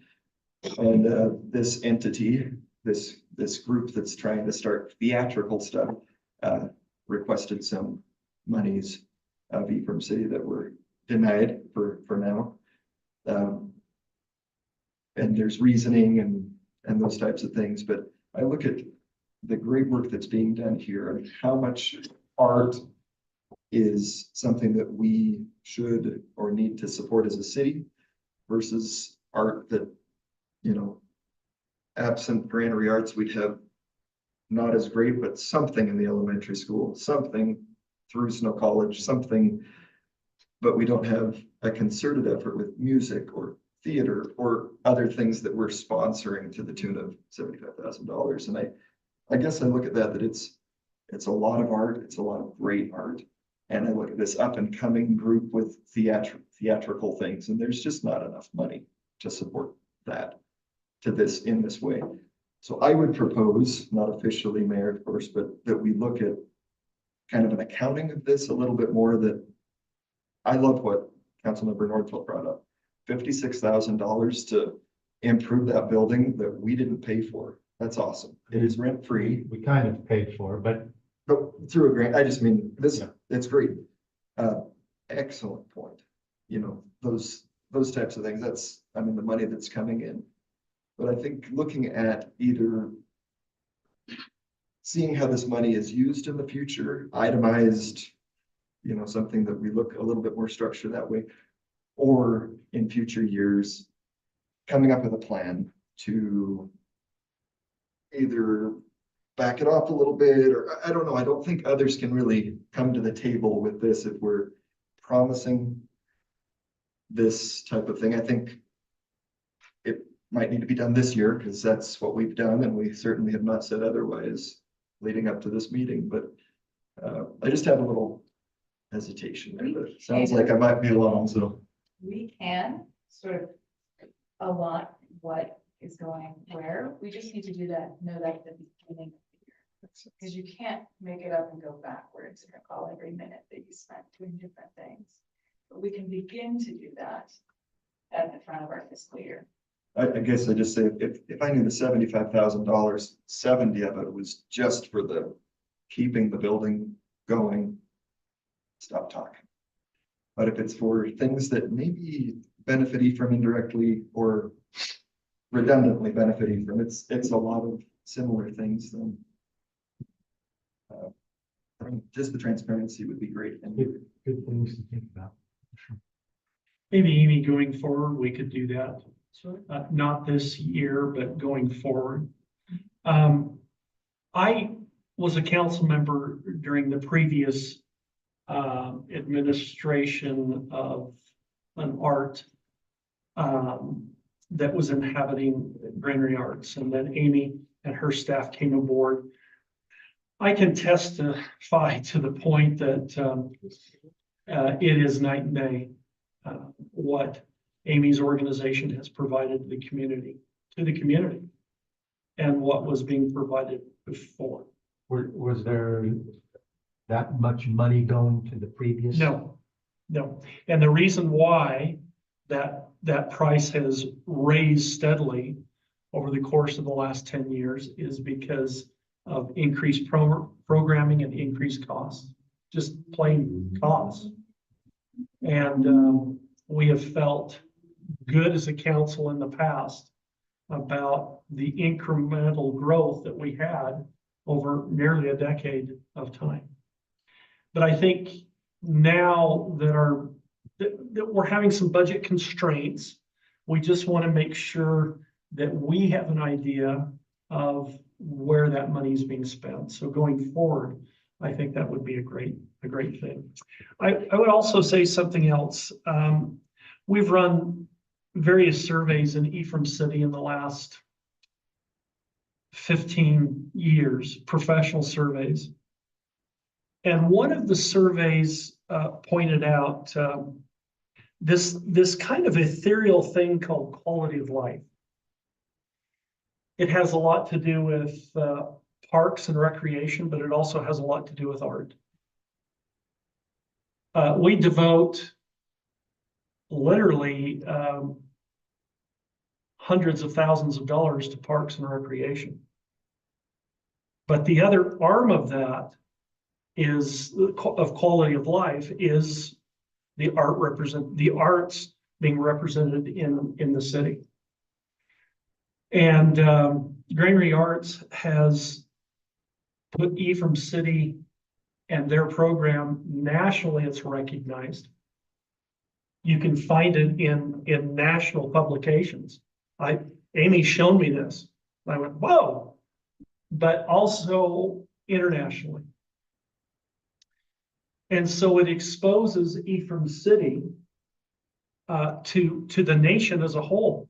Hey, these people value this quality of life, this ethereal thing that you often cannot put you can't put your finger on it. But we know several things have to do with quality of life for a city. Parks and recreation, the mountains to the east of us, that's part of quality of life. The arts, Snow College, and everything that they offer to our community in terms of musicals, in terms of plays, that's part of the characteristic of a community of quality of life. And I think your organization has done an incredible job with that quality of life in helping us to be a community that feels like many components of that. And there are many moving parts to quality of life, but our residents seem to be very thrilled with the feedback that we've gotten with their quality of life. And I think Granary Arts has added to that significantly. even though you can't quantify it. You can't. 25% of our residents feel that their quality of life is heightened because of A, B, C, and D. So thank you. Any other questions, council members? Do you have any questions of us, Amy? No. It's fine. Okay, thank you. Thank you. We're moving on now to item B, public hearings and related action. B1, public hearing to receive input with respect to the issuance of parity water revenue bonds and any potential economic impact to the private sector from the construction of the project, construction of culinary water system improvements, including construction of a new well house with the ability to chlorinate and connecting pipeline together with related improvements to be funded by bonds. Brian, you're spearheading this. Okay, so this is a continuation of the conversation we've had in previous meetings. We are doing the next phase of our well project. So in previous phases, we converted the ag well that we purchased north of town to a culinary well. We've built a building and added a single connection. This is the last final phase of that project, where we're going to basically be running a bunch of pipelines that connect to the well. So it says for a well and well house, as part of the project as a whole, the well is already there. We're not building another one with this project. We're just basically finishing what we started. So in order to get funding for this project, this is basically a $2 million project, a $2 million phase. We got 75% grant funding from the Corps of Engineers that will cover the bulk of this project. That grant had a 25% match requirement. In order to meet that match, we went and approached the state of Utah Division of Drinking Water. We were approved for a loan for $500,000 as a part of that match. Excuse me. In order to qualify for the loan, we have to go through this process. So we had to publish notice in a newspaper. We had to have a public hearing. We have to do all of those things in order to go through the loan process. So this specifically is for the state of Utah loan for $500,000 that goes towards the larger project, which we'll finish up. So where we have multiple avenues of funding, we've already been approved for funding for the Corps of Engineers. Since we last talked to you, we have received the final sign off for the FONSI, finding the most significant impact for the NEPA, the NEPA and the environmental clearances that we need. So that funding is good to go. They've given us that green light just this last week.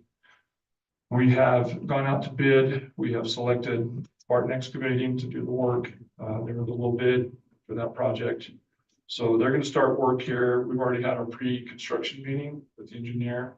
We're ready to start work here in the next week or two. As soon as they're able to mobilize in and start working there, they're going to start working that work. Where we do have some of the funding in place, we can go ahead and get started. This is the final couple of check boxes that we need to get the state law in place. So we still have, this will be done this summer. We hope to finalize this by the end of the calendar year.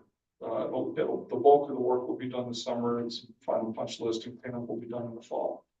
And after that, really what this means for the city, this will enable us to get the full use out of that well that we purchased a number of years ago. This project in whole has been in the works for close to 10 years now. And this is the final capstone of this project that will really increase our water flow. So right now, with the single pipeline, we have somewhere in the neighborhood of, remember Jeff, it's about 600 gallons a minute. Well, we can do 1,000 gallons a minute, raises the PSI a little bit hard, we'd like, but.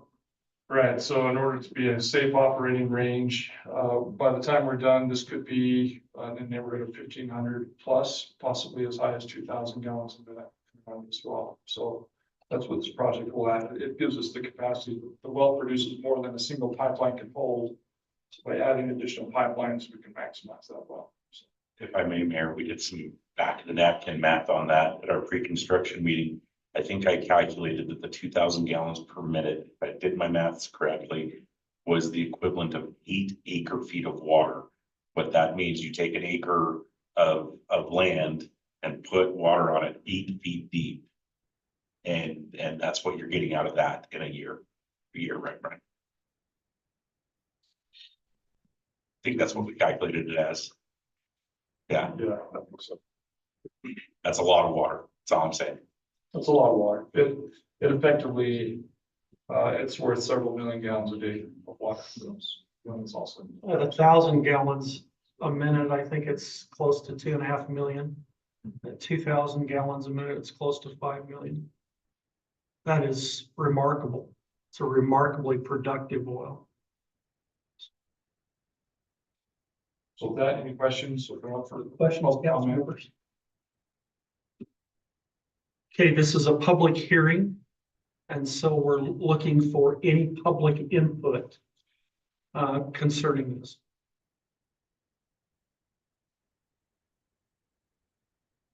In the back, guys, If you'll just state your name. Brian Nielsen. I just want to know, so you have a map of all this infrastructure you're putting in? We do. Just going on the, So why is this well down here on the bottom, the $6 million well we tapped into already, why does it run all the time? Okay. I mean, if this water's so precious, why are we wasting it? It's an artesian well that. Do you understand what that means? Artesian? Sure. Yeah. I have one, If you shut but I that, also shut it down in the wintertime. Right. Brian, if Go ahead, you Jim. shut that water down, it will create enough pressure that leads up through the well. The flow, the discharge head inside the well house. So we're not going to shut it off. We can't shut it off, otherwise it creates pressure and starts building up the water. Well, but it's supposed to create pressure for all else, other wells around the flow too. We've been through this spring. We've tried that with not good results. That's just mind boggling. This goes to waste. Yeah, I've been down there probably a dozen times and mourned the fact that we're dumping water out. Once the well is energized and begins to feed the city, that will decrease and may completely decrease that artesian effect of the well. So where's this new well gonna be drilled then? No, we're talking about that well. We're talking about the same well. Same Yeah, so you're tapping into that and then. See, right now, that well is not technically feeding the city system yet. Oh, I thought it was. No. That's what this bond is gonna be for, is to tap, is to put it into the city system. Right now, there's one pipeline, correct me if I'm wrong, there's one pipeline and the PSI would explode our system as it stands now. So this grant money is to divert it into the city system, to get it in the city system, which will lower its capacity for artesian. Yeah, once you turn that on, we have to turn it on to sample. Right now, we don't use it on need to. That artesian goes away. We're trying to fix what you're talking about. Yeah, it's hard for everybody to see that go down. Just, it ran in 2019 and then it stopped and it didn't run again until last year and now it hasn't stopped. So good water year, just. Then it'll be 200. Well, no, originally it was 400 something. I think it's only like 280 now. Not how far they from that. 280 is the casing that we put in. 288 or the pump. The well itself is close to 400 feet. No, how deep is the one that we just cleaned? Without cleaned down. The original well, it's about the same depth. It's similar to the same depth. Oh, it's the same, probably the same aquifer. Huh? It could be, yeah.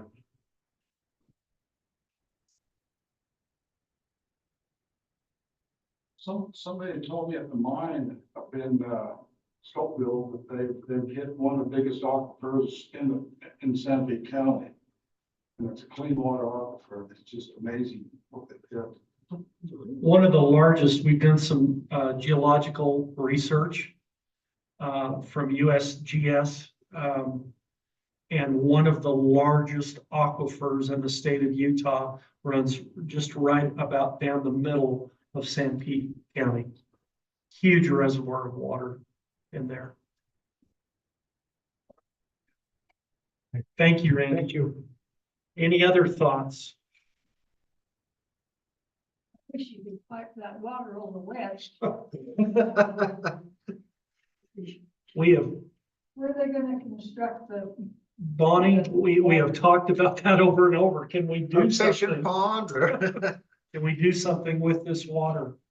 And I had some friends come and look at it from Wyoming and it broke their heart that was just running down the ditch. He asked where the well is going. Maybe I can point it out on the screen.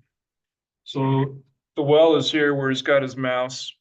We've got just a single pipeline that goes up and connects on 200 West behind Walmart. That's already existing. We're gonna add new pipeline down 400 West and connect all the way into 300 North. So that's gonna connect all the way in. We have connections coming through. We're gonna tie in some dead ends and add capacity here on near our dog pound.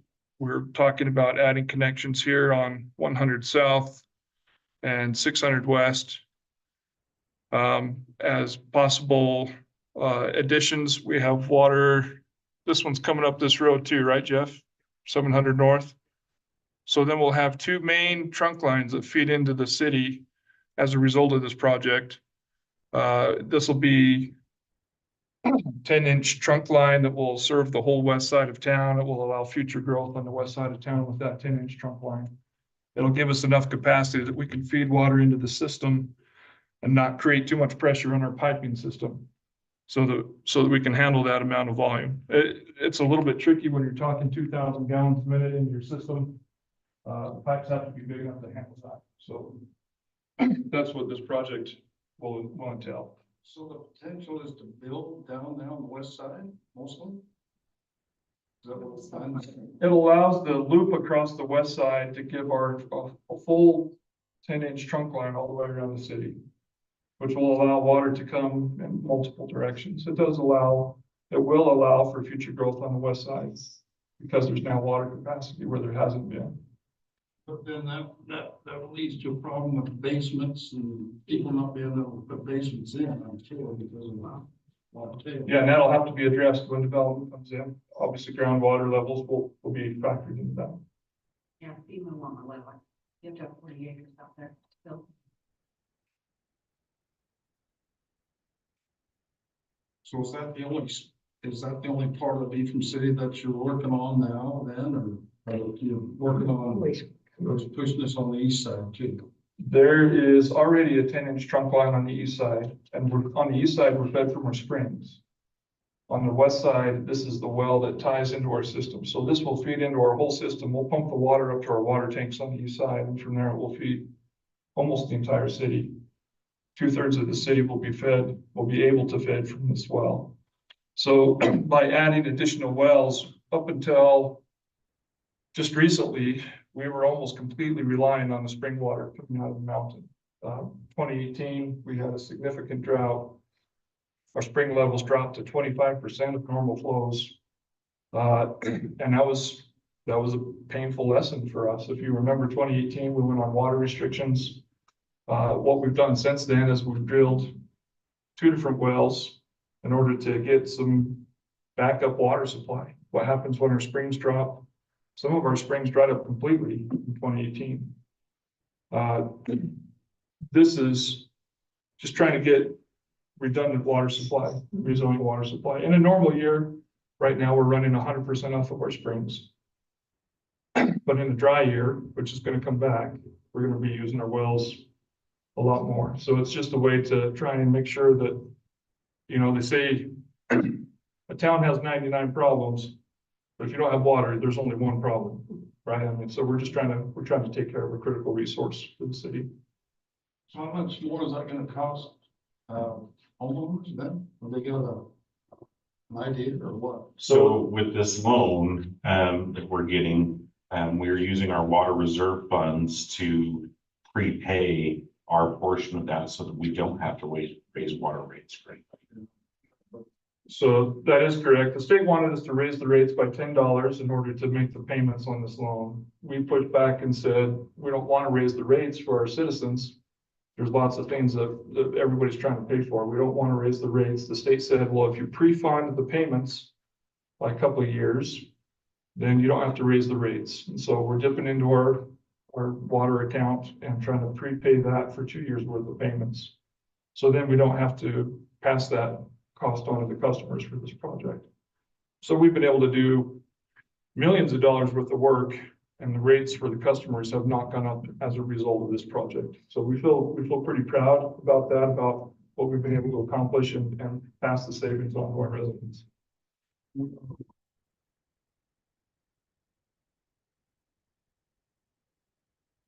Any other thoughts or comments? Line gonna go right up to the middle of the road or somewhere up in the ditch area up there, or all these lower roads then? So on the west side, there's not a lot of room to work with, so we will be in the road. The road will be closed while we put the water line in. There'll be access around the other side for those people that need to be down there. There's homes and there's farms and things like that need access. So they will go right down the middle of the road. Pretty much. Well, I mean, we try and stay on the edge as much as we can, but some of those roads are pretty tight. So we'll be into the road and some of those roads will be closed while we're constructing this. Like this summer? This summer, yeah. Yeah, It would just be 400 west from 700 north to 300 north. yeah, just 400 west only is the only road closure. The others will be off on the shoulder, the road will stay open.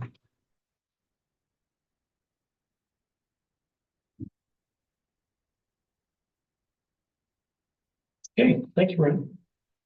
It has been a hot topic, Mayor. I had a resident reach out today. Thankfully, Sean had the right answer. I was just forwarding you her stuff and like there's some concern about water, and she was fine after our city manager helped me explain it to her. But I think that a lot of people are seeing some things and concerned, but maybe not understanding fully. Yeah. Agree. Okay, I'd like to close the public hearing for item 1. I'd like to now open the public hearing for item 2, the budget amendments for fiscal year ending June 30th, 2024. Any public comment about the budget amendments for 2024? Mayor, would you like me to go through some of this? Please. for public? Please do. Yeah. Okay, can you just get this up on the Zoom here? So, every year when we do our budget, we have to do, just to give you a basic rundown, our fund structure, the total budget is made up of governmental services and business services. Your business services are your power utility, your water utility, your sewer utility. Governmental services are your infrastructure, your roads, your city hall, fire, police, those types of things.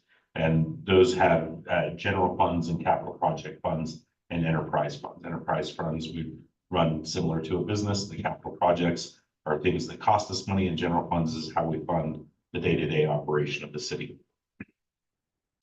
When we do a budget, our budget year is a fiscal year that runs from July 1 through June 30th. State law requires us to have a balanced budget. And what that means is that revenues have to equal expenses at the end of the year. So when we propose a budget, we have an idea of what revenues we think are going to come in each year, and we propose a budget that balances. But invariably, throughout the year, things come up. Sometimes we get grants, sometimes we get expenses that we just can't delay. You know, a water main breaks and we weren't planning on replacing that water main, we've got to replace it. Something happens, I'm trying to think off the top of my head whether things might come up that we just have to pay for. And those often come out of reserve funds or whatever, but at the end of the year, we have to balance the budget and make revenues equal expenses. So to that end, for 2024, In our general fund, we are proposing $2 million worth of amendments. And you'll see on the left-hand side of the screen is the revenue. So we're bringing in $9,800 more in sales and use taxes, another $127,000 in sales and use taxes. Most of these are grants. For example, the $600,000 grant, this is our GOEO grant that was applied for by one of our businesses. GOEO is the Governor's Office of Economic Opportunity. When a business here in town applied for this grant and got $600,000, the city has to be the recipient and distributor of those funds. So even though the grant isn't for the city specifically, we have to bring that into our budget. And so that came in, we hadn't planned for that. So we've got to show that as revenue coming in this year. So with all of those, you can see on the right-hand side what the expenses are to match those revenue funds. So you can see that we try to balance those, or we have to balance those expenses versus revenues. We also have this in the different funds that we have. So Parks and Recreation Capital Project Fund. This is for our skate park that got finished last year. $7,000 needs to be changed from that.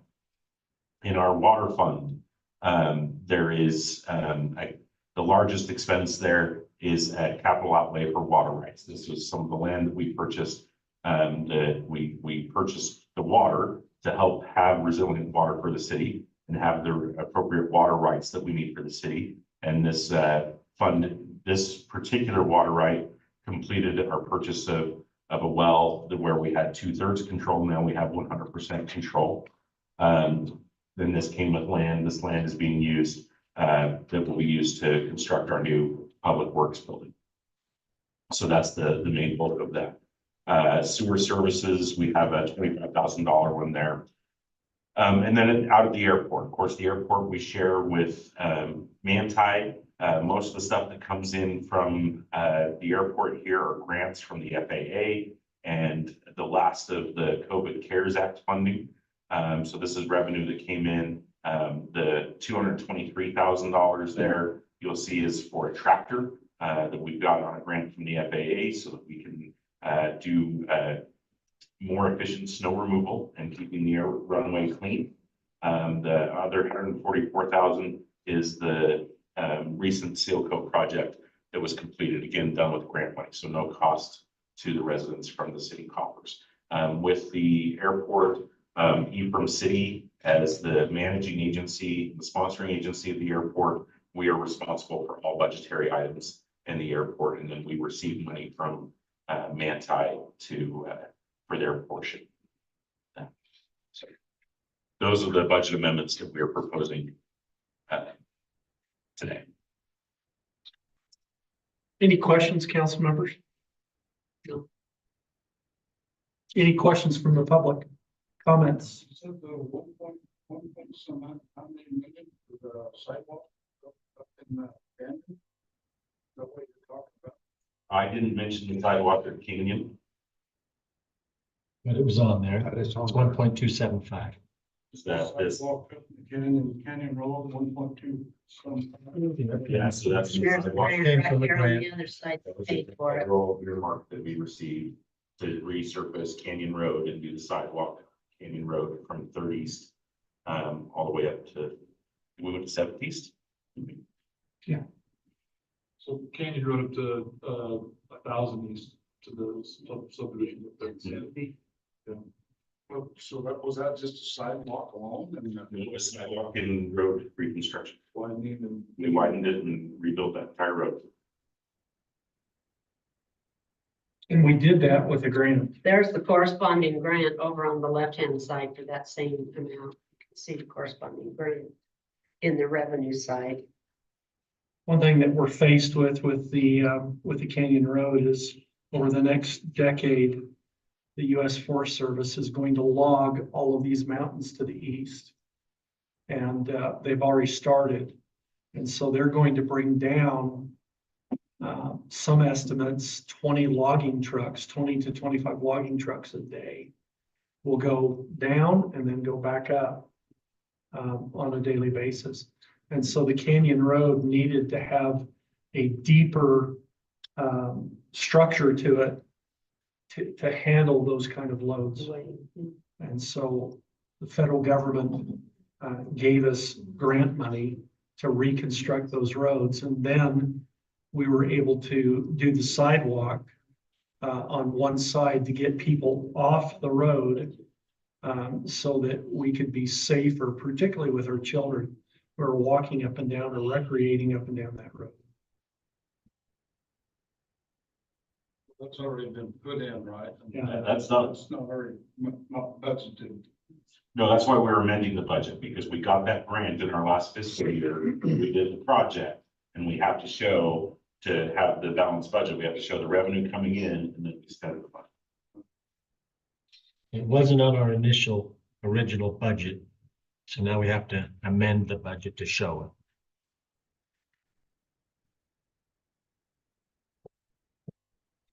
it. Any other thoughts or questions or anything? Looks good. From the public?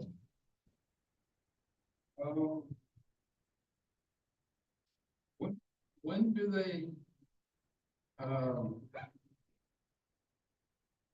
when do you expect to maybe go from, there's plans to go from Canyon Road all the way down to Highland? When are you talking about that? Again, that's a federal earmark that we're applying for, but we have not received it yet.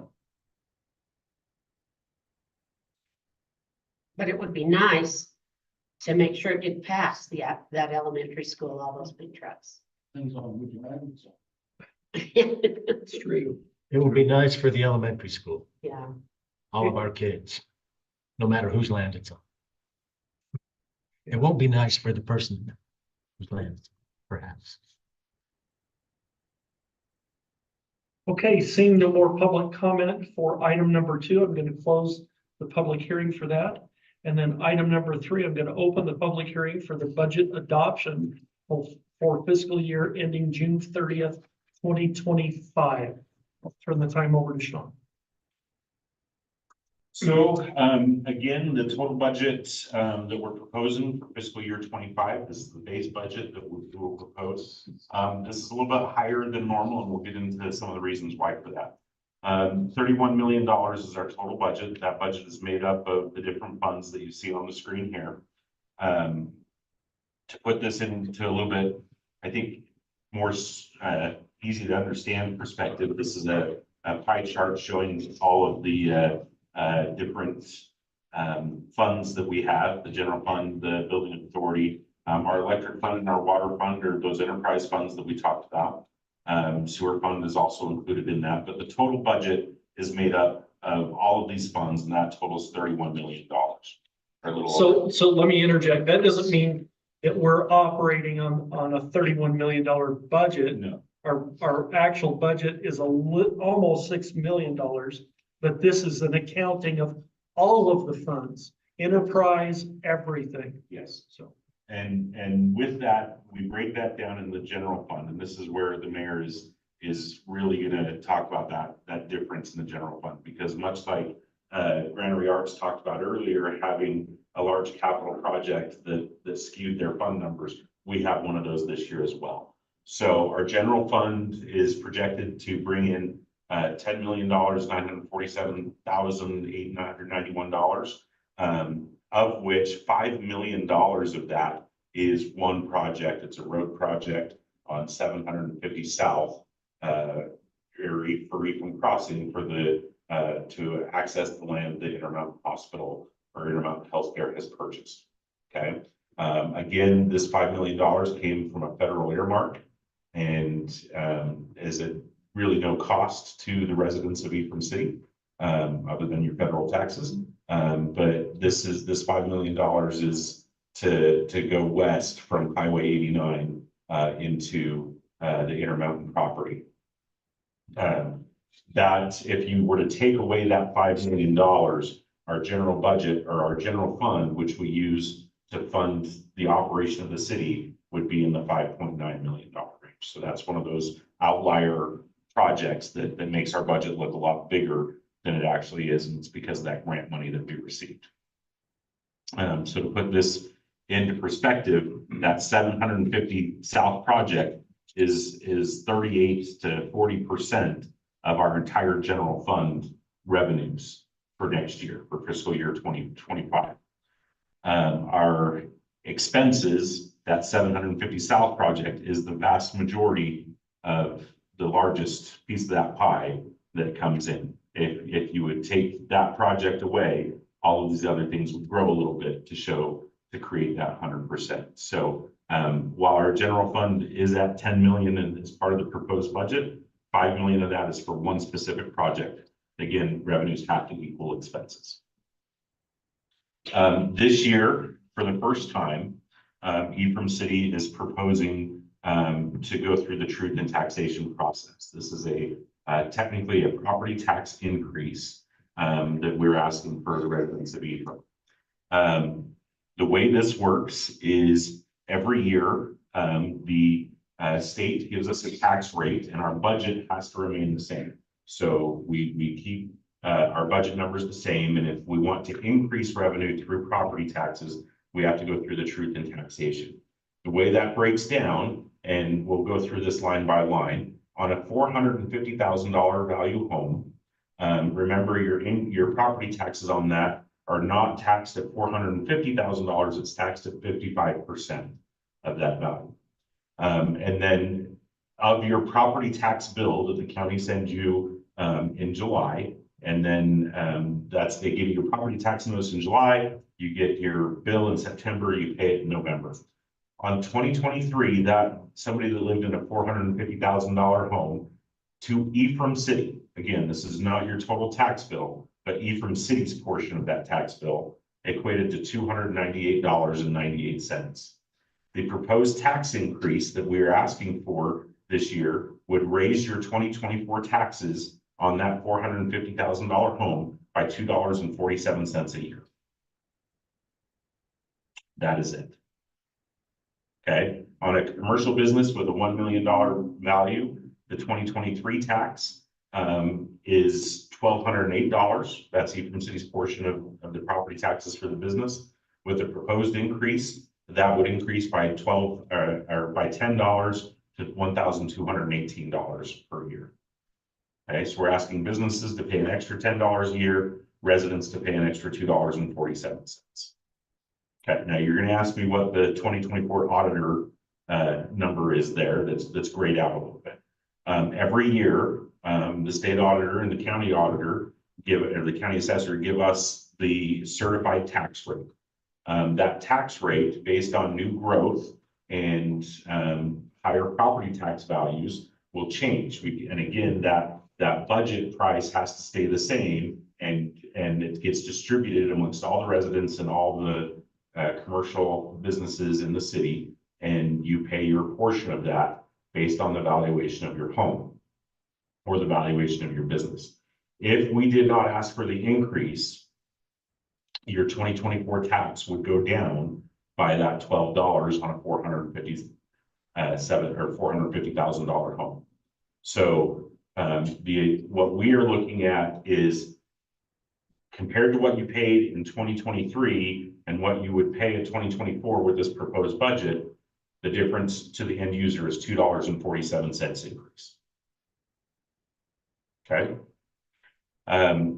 The ask for the council tonight is that we are proposing to reject the certified tax rate that the state has provided to us in favor of the tax rate that we propose with this increase.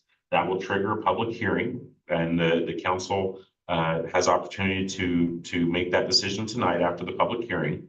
And that would trigger another hearing that would happen in August on the truth and taxation, after every resident and every business owner in the city is provided notice of the proposed increase and specifically what it would do to your specific home and your specific. Any questions, council members? Any thoughts from the public? Get into the Would you come up to the microphone, please? We have to record You're this. gonna get into maybe when the hospital's gonna build. Do you have any idea? We do have a very good idea, but we're not allowed to publicly announce that. But that will be coming sooner rather than later. It's from IHCs that won't let us. How do you know that? In conversations that we've had with IHC. From what I hear, it's not gonna happen. Oh, it's going to happen. We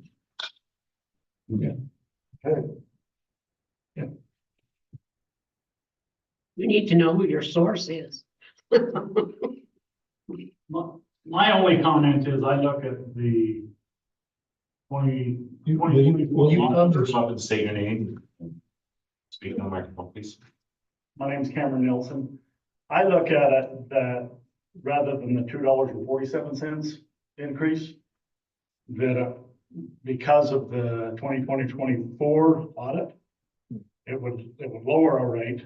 And so I look at it that there's gonna, whatever the difference is between 279 and 301. $22. That's what I look at it as, not as the $2.47. That's what I see the difference as. And that's just my thinking, I guess. No, you made a good point, and that's something that we need to consider. And again, that's $22 per year. For $450,000 home. Yeah, so if your home value is less, that number would go down. If your home value is higher, it goes up. Because it would be closer to $2 a month, more or less, looking at the $22 difference. And that's just for Eagle City. That's not including what Sanpete County's gonna do or any other taxing entity. Yeah, but your total tax bill's 1,500 or something.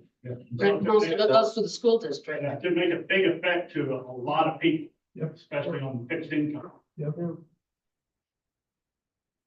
And businesses that are struggling. Yeah, we have not raised our tax rates since 1986. And so inflation is hitting everybody. It's hitting you. It's hitting city services. It is, I mean, we're looking probably at inflation rate around 20% over the last 3+ years. And it's a tough deal. It is. Projects that were costing, maybe $1,000, just to give you an example, 3 years later are now costing $1,800 in some cases, particularly if you're dealing with building materials. And so that's. To give an idea, Mayor, if I may, the projects that we talked about, the Canyon Road project, that sidewalk was supposed to be on both sides. And we had to cut sidewalk to only one side of the street because of the rising costs. Our grant money didn't go as far. We get these grants and then it takes us 3 years to build them. And then inflation we've seen over the last 3 years, that grant money doesn't go as far. The 750 South project has gone from a 5-lane, so 2 lanes in each direction with a turning lane, to a 3-lane for the same reasons. We're faced with these realities just like everybody else. The cost of providing the services to our residents goes up. We're not. So I kind of brought this up to my wife today. So our nation is in debt, how much? $34 trillion. It's going up $1 trillion every 100 days. So, and I know this has nothing to do with this body of people or us, well, it does, but you divide that by 340 million people, that ends up being about $100,000 a piece that everybody's in debt. What's weird is, so we've gone from, let's see, how much debt have we gone in the last 4 years? Probably 7 trillion or 15 trillion. In the last 4 years, it's been between $7 and $8 trillion. So if you divide that into all people, it ends up being about 15 grand. Why has a house doubled and tripled? That just nothing makes any sense. Yeah. It's supply and demand for the state of Utah. It's gotta be that or perhaps all there is to it. It just doesn't make any sense, because you look at it, our debt we've been in started what, 68 years ago, or At 200, and the whole basis of Hamilton's financial plan was based on debt. yeah, most of our debt's been within the last 60 or 70 years. And so a lot of this doesn't make any sense. Yeah, under Eisenhower, we had a balanced budget. Yeah. We didn't have any debt. And since then, we've accumulated 34. I mean, it's an astronomical number. Nobody can even fathom The last time the, the federal government had a balanced budget was in 1992 or 94, wasn't it Clinton administration? well, it was budget, but we still had debt. Yeah, Is this city, have any idea? We always have. We have to have a balanced budget every year. we do have some debt on bonds that we pay. So we have a bond on the library that is 18 years old. That is a 20-year bond. We have, I think it's a 30-year bond on City Hall Yes. that is about 20 years old. So we do make regular debt service payments on those bonds. Thank you. Well, seeing no more public comment, I'd like to close public comment on item number 3. Now move to item C, consent items. Item C1. We need to Can move. we have a motion on those two? We need to have a motion on the amendment and a motion on. Okay, sorry. That wasn't spelled out for me, so. Okay, like to go back and have a motion on item number B2, public hearing budget amendments for fiscal year ending June 30th, 2024. I would make a motion that we adopt the budget amendments for fiscal year ending June 30, 2024. Motion made by Councilmember Stevens, seconded by Councilmember Beal. All in favor? Yes. It's unanimous. Now moving to item number 3, public hearing budget adoption for fiscal year ending June 30th, 2025. I'll make a motion that we adopt the budget for fiscal year ending June 30, 2025. Second? Motion made by Councilmember Beal, seconded by Councilmember Anderson. All in favor? Yes. Yes, It's unanimous. Now going to, that indicates that we reject the certified tax rate. That's part of the resolution coming up. it'll come up in just a minute. But I just to that point, do we need to do anything on item number 1, Candace? Do we? No, I Okay, just need a couple minutes that it would be done. okay, thank you. Okay, moving to the consent items. Consent C1, city code violation update. Rusty Talbert. I think Rusty, yeah, you're here. Sorry, you've had to sit through all of that. Would you like me to pull up pictures?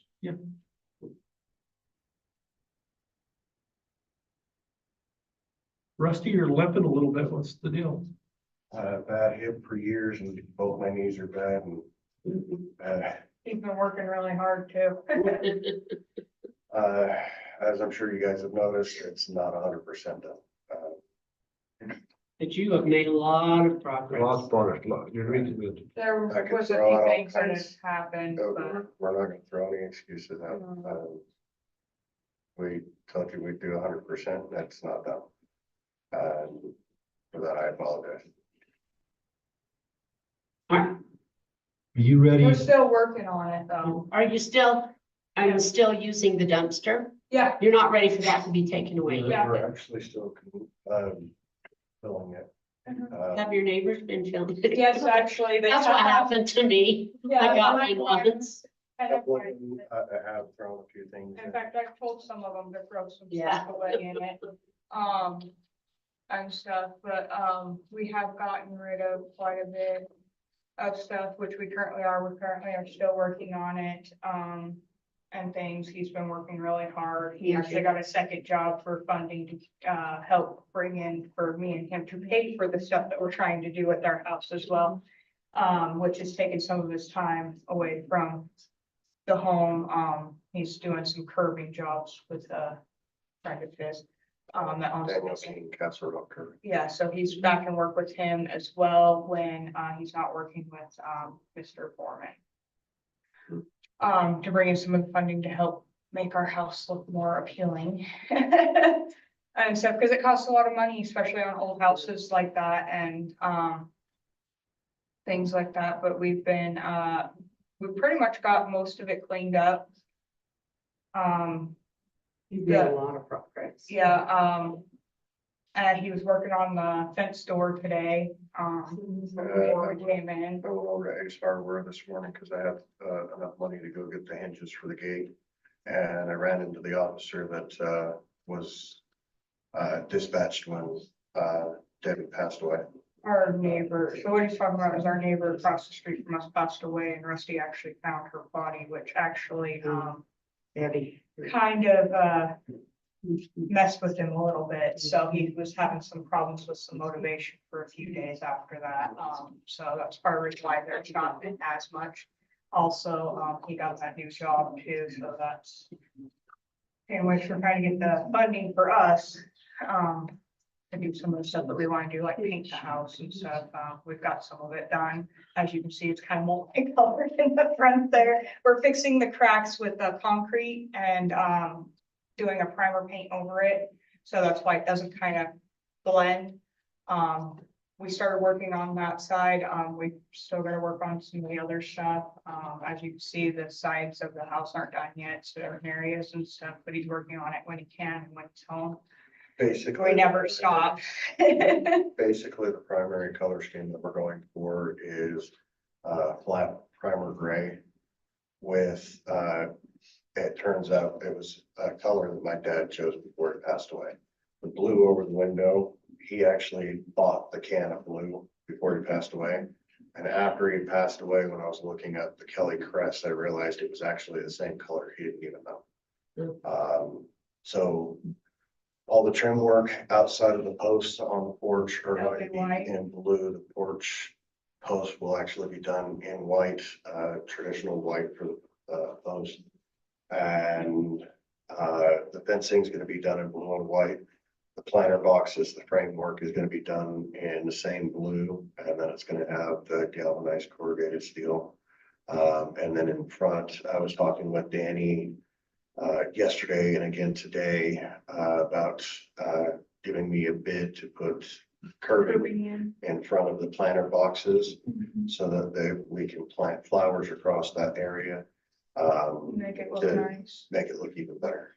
We also are trying to get a bid later on we want to till up our yard and do hydro seed, and he does that as He well. also does hydro So seed. we're looking at that as well. He's gonna give so. me a discount and, because I work with him, he's giving me the significant discount. I basically pay him what he pays me and pay for the materials. To get that done, so we're It's a lot better. working on it. Well, and basically, I think that's great. We asked to clean up the extra materials that were there. So you're looking forward to We want Better it to hope. be- beyond the materials. we want it to be nice. I wasn't thinking when I said it.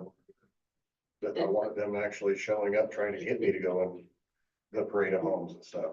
I want a beautiful home. I want a home that is historically accurate. So not a lot of people know this, but the shed that was in the backyard that Was was the falling original down home. years ago was one of the original pioneering homes in this town. And some of the stuff that's in the backyard is the lumber that was designed for it. I preserved to actually put on new framing, so it's no longer falling down. I can see the two chimneys up there. This house is We actually actually been, had 3 chimneys. We tore one of them down, so it's useless. the house has been built in phases throughout the I'm years. sure. The original, Yeah, the original chunk is actually just inside of the kitchen. and it's It's terrible. literally just a small square. And then it had the root cellar and it was entered in through the outside. They Yeah, so our eventually added the basement's kitchen, and then they kept the root cellar door to get into the basement. So it doesn't have a regular entrance. Yeah, which we're planning on fixing because I hate it. I'm very big on historical.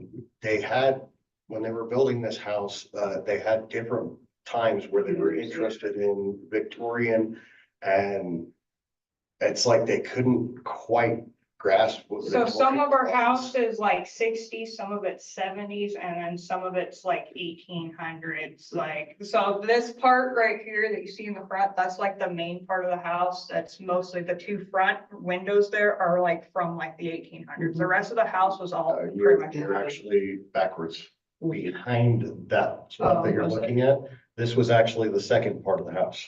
This was added. Okay, yeah, So so yeah, so that- you can that- see, Length right there was actually added. that's the It was kitchen, the and second it's- part, and it was added in the early 1900s. yeah.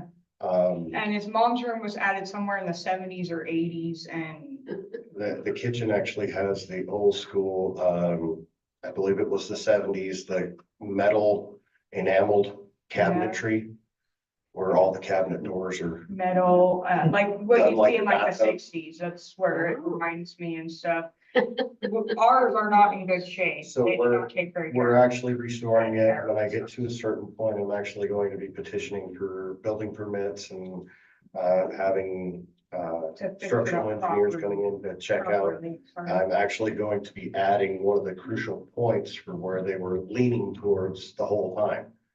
The Victorian Tower on the other side of the living room. So exact opposite of what's being showed right there. Yeah, so this is the kitchen and like our, they call it an office like room. It was his dad's computer room. Nobody uses it. We're using it for storage right now. But we want it in general to just look nice all the way around. It's And kind of what we're going for. I used to actually, I know a lot about Victorians. I used to actually restore Victorian houses. I did finish woodwork and stuff like that. And I'm not talking like the Victorian houses that you see in Ogden that are like drug addicts' houses and they're falling apart. I used to restore high-end multi-million-dollar Victorian houses. And when I was doing that, I was actually making $60 an hour as a finished carpenter, and finished carpenters don't normally make that much. So I know exactly what I gotta do, to get it there. One of the things that flat out I'm going to do, because they outlawed the sale of it. And if you look at the kitchen, those tiles on the side of it, they're actually the old asbestos tiles. Yeah, we've got to have somebody Mhm. come in and get them off and replace them. So that's one of the things that's gonna cost us a lot of money to do that we've looked into. Is getting rid of those. Also, a lot of the stuff that because we've been not only doing the outside of the house, we've been actually doing the inside too. And so a lot of our walls were lead-based walls too, that we've had to completely repair. And those houses, not with lead base, but take down the lead base stuff. She's referring to the things. And replace them, kind of thing, and among other things in that house, because it just wasn't done right. We've had to replace all the wiring in the house. Not all of it yet, most of it's, about 2/3 of it's. done. So yeah, as we go through a room, we have to replace all the wiring. So by law, once you reveal wiring that is not up to code, it has to be dealt with. Yeah, and we've been doing that as well, and stuff. So like I said, all the way around, we want our property to be good. We realized, you wanted the flower boxes done, the fence completely done. Like I said, we did get the door on today of the fence. We don't have the sheet metal up. It hasn't been painted or anything, but we did get it on there, while we started it.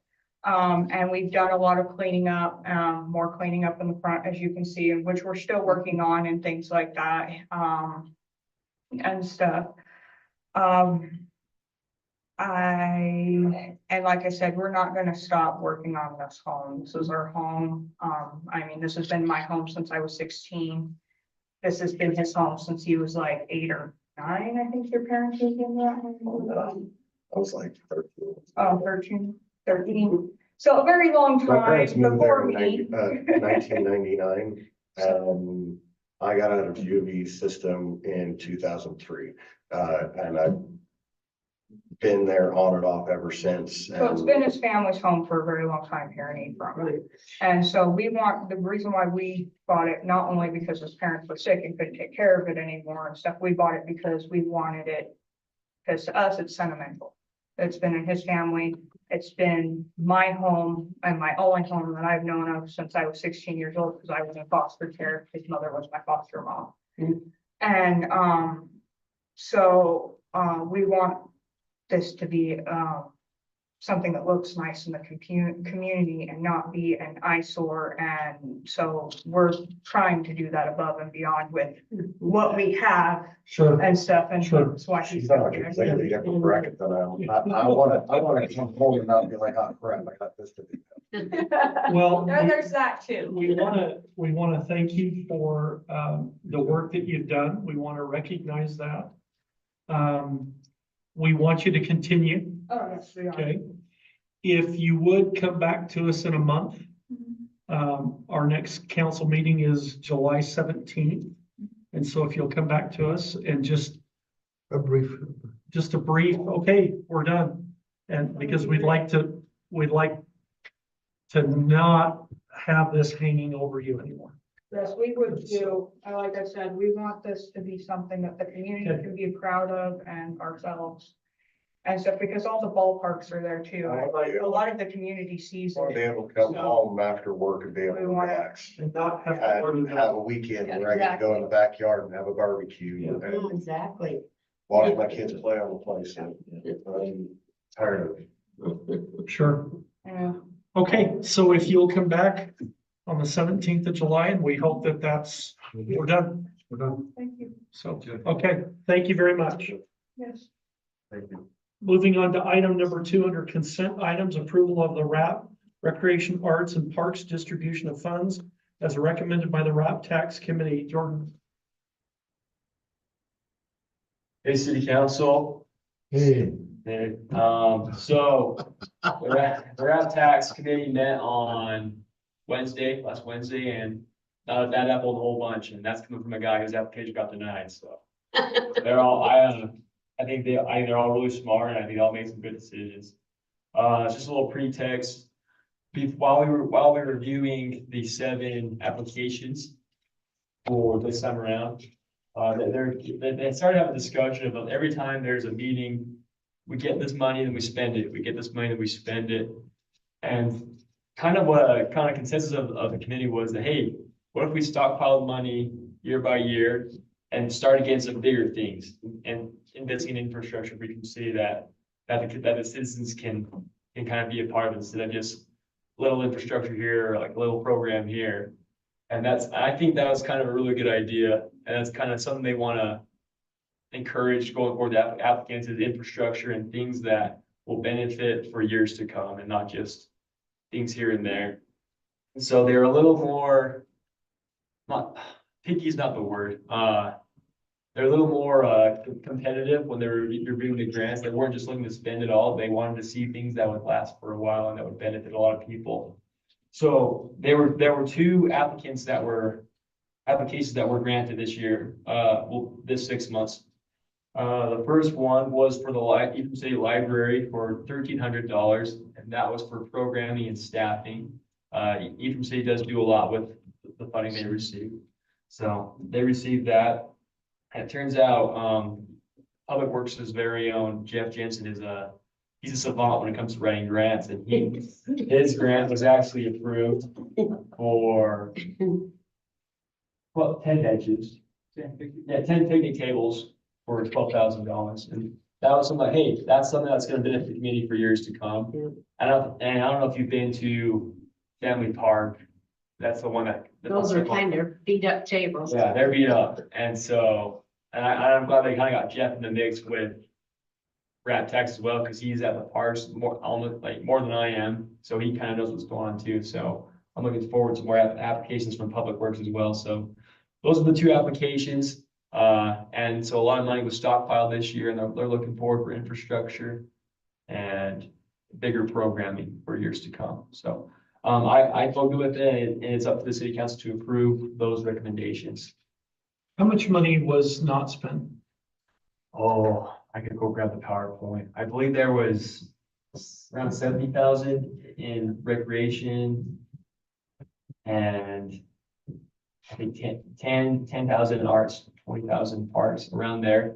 I get the exact number. Yeah, Arts had 7,000 available and they only spent 1,300, Yeah, and they spent the 13,000 in parks and had a little bit left, and they spent nothing in recreation. yeah. They didn't touch recreation this year. Or this, Yeah, Go ahead. sorry, yeah, this go ahead, I'm saying this year. So, and we actually, while we were just discussing, I brought up some, like, oh yeah, like, I found out this week that the amphitheater isn't completely finished. And they're, oh, that would be awesome if we could get that finished and do theaters stuff there. And we talked about grants that I could match with future funding, but for now, there are just a lot of temporary things. I applied for a robot that paints lines, and I guess that was kind of a selfish one because it would help me, and I was planning on using it for parks, and so everyone would have a feel, but that was kind of a temporary thing. So they're, hey, we want infrastructure, and I think that's kind of I really like that goal, that we can just save up and get bigger things. We're not required to spend it every year. We can. No, yeah, you can stockpile it. It's just, and it's got up to the committee that they made the decision as a whole, and I stand by it as well, as just kind of the advisory sets up the PowerPoint for them. How many years is it gonna take us to get our stockpiling to get us our? Pickleball court? Or which one you want? I'm talking about the big court and the big field. Oh, that one. That's gonna take a while. That's gonna take a while. I don't think the rap tax is gonna cover all of that. Might be mayor when that happens. I was just, I was kidding. Yeah, I really liked it. I think Anthony kept a cool head during the whole time. I was proud of him. Yeah, those guys that's listed there with Chad and Kevin, Tana and Greg. It was interesting, like it was broad perspective. Greg kind of helped us see something and Chad something else, and Yeah. interesting. I like everyone, they go and make sure everyone has a say before they make a decision. I really like that, the rat tax committee. So Jordan, you need to recommend that the council approve those disbursements that you discussed. I recommend that you approve those disbursements as we discussed. It's good. It's all the same to you. looking for a motion? I move that we approve the rat tax disbursements as recommended by the committee. Motion made by Councilmember Nordfeld, Second. second by Councilmember Bill. All in favor? Yes. Thank you, It's Councilman. unanimous. I'll go tell Jeff, he's gonna be thrilled. Yeah. Moving on to item 3, Ephraim City Ordinance 24-01, fee schedule updates. Jeff.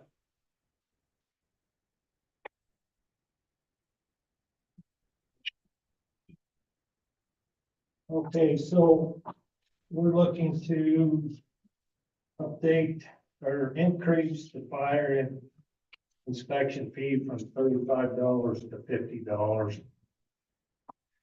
Which would also include updating, when we have to go over 10 apartments, $3.50 to $5 per thing, and also adding a new item on here, which is fire inspection of food trucks. At $35, that's not even covering the time to get these inspections done. I went back today and looked, and 35% of the inspections we've done, we've had to go back for a second time. Which, if you figure that out, we're losing money.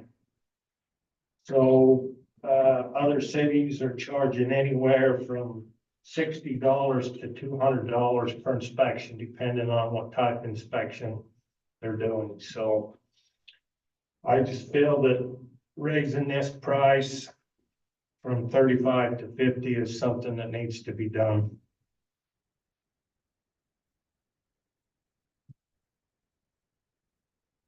Okay, any questions, council members? Seems reasonable, Mayor, if I could just add on the other things that are part of the fee schedule, it's not just fire. right? The garbage fee that we discussed earlier tonight, going to the $10. The electric residential customer connections. Again, this is for people who are building new homes, putting new meters on. And then the animal control service licenses being allowed to go multi-year. Any questions, council members? We also, we're changing these community fees as well. Is that part of this? Well, I can explain that, Dennis. When Aaron Broomhead was the, police chief, he actually changed these on the form. They used to be $75 and he reduced them to 50 for those charging and 25. Well, it never connected, like they were changed on the forms, but they were never changed in the fee schedule. So this is us going back and making them match. So that's why those are on there. Okay. If I can add one thing, I forgot to mention it during the work session, but regarding the garbage can fee, again, this is just charging the landfill fee to those that have multiple cans. The landfill has reached out to us and asked us not to collect that. We said we would put it on the fee schedule so we could collect it, but we're gonna hold off on collecting it until we get a thumbs up from the landfill. More to come. I'll let you know. Okay, looking for motion, council members? On item number 3.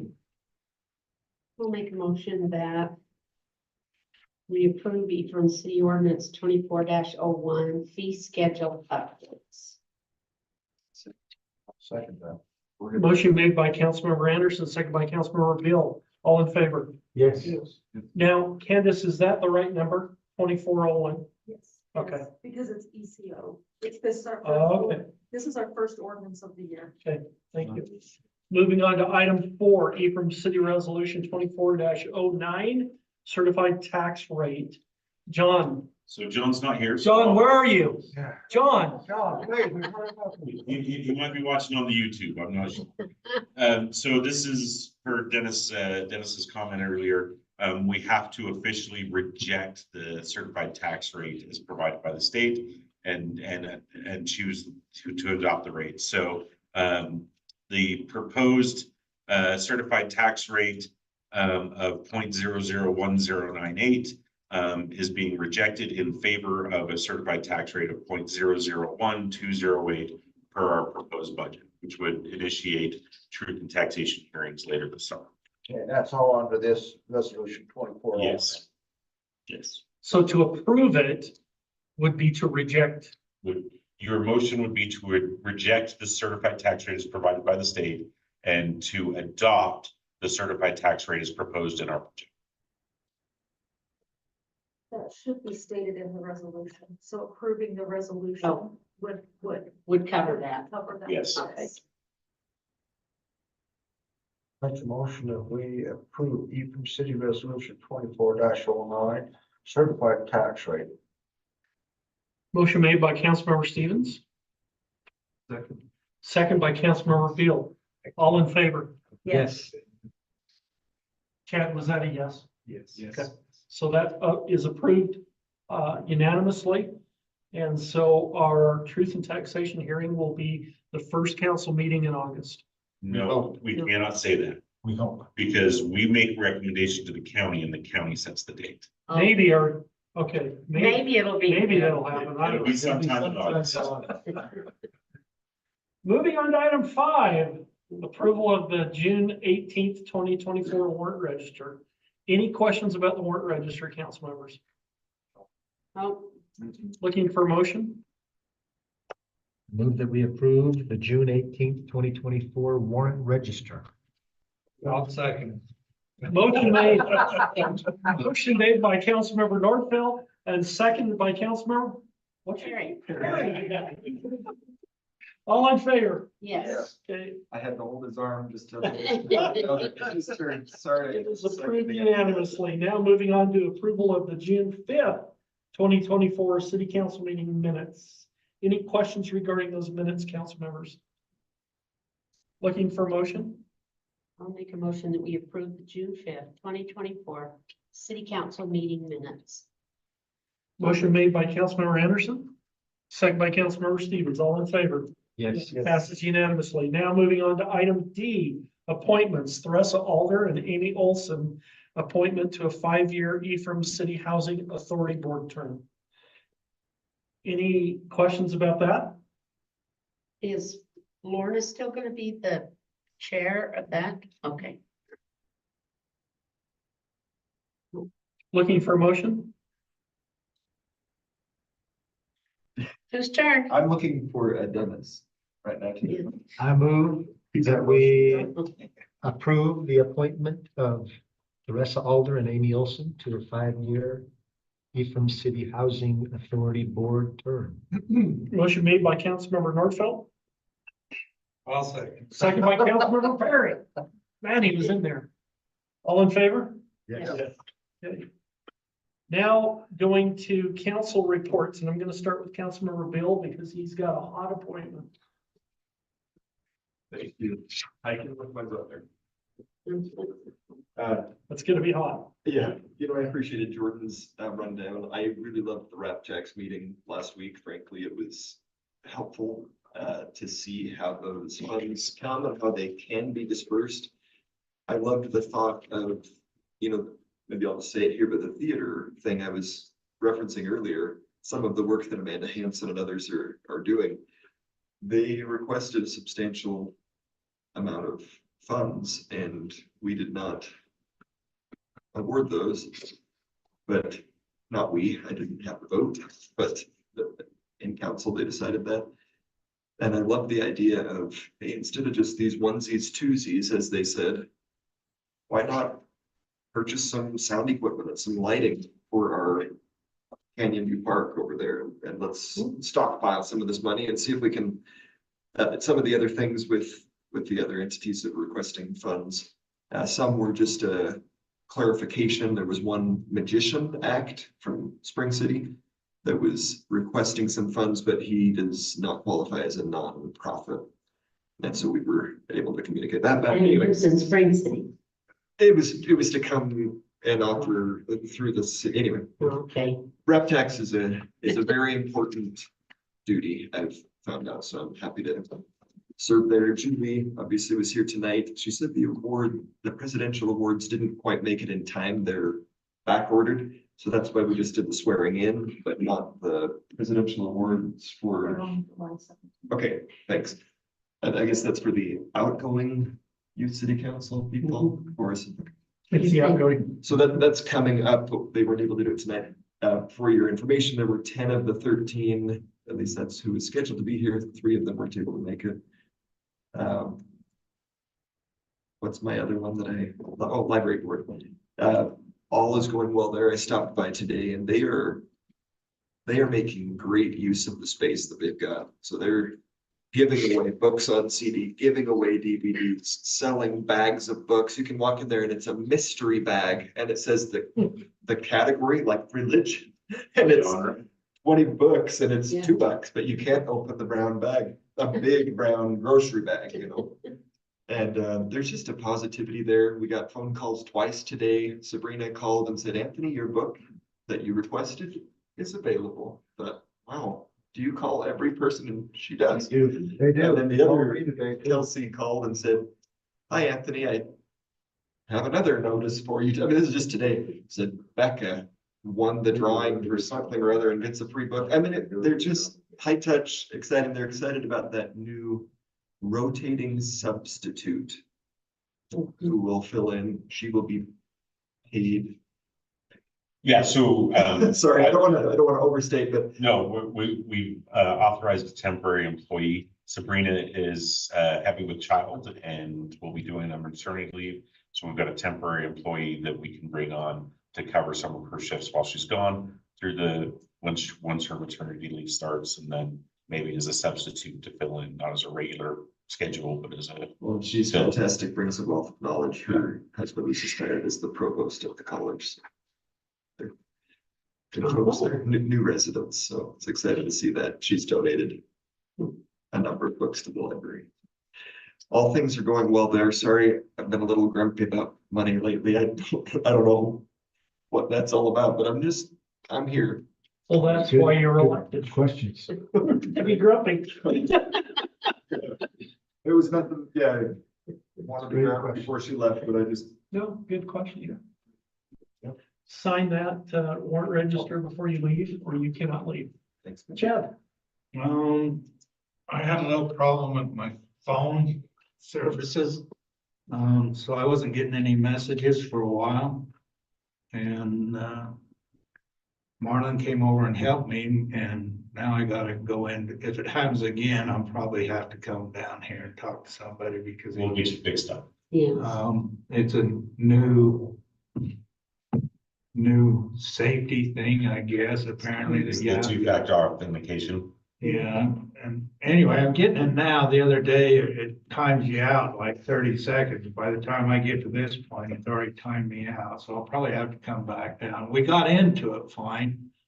So we couldn't really say, okay, here it is, you tried to do it, and it would have been a lot better if I would have that. So hopefully I won't have that, but couple of things on that. On last meeting, when Colby was given his pay schedule, I hadn't read any of that you had sent to us. So I felt kind of dumb after I read it.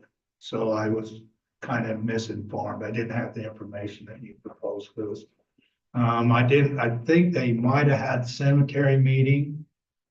I missed that because I didn't get the notification for it. I don't think that. It was pretty dead. It's time for you to go home. Get out of here, get. The utility board didn't meet and. Ambulance hasn't met. I know the utilities, I know they're really busy this time of year. See a lot of things going on. It's like a few leaks. Several weeks. I know we had a 8 since May 1st. major power outage that was, maybe Corey will tell us later what that was about. I think it was, I don't know. Kind of Sanic one. I don't know what happened there, but it was on a very hot day, but. Other than that, everything looks good. well, Chad and I were at the ball game when the power went out. And they had to call the malt shop and tell them what to do, didn't they, Chad? I understand now, it kind of originated somewhere in Spanish Fork. Yeah. Anyway. You want me to?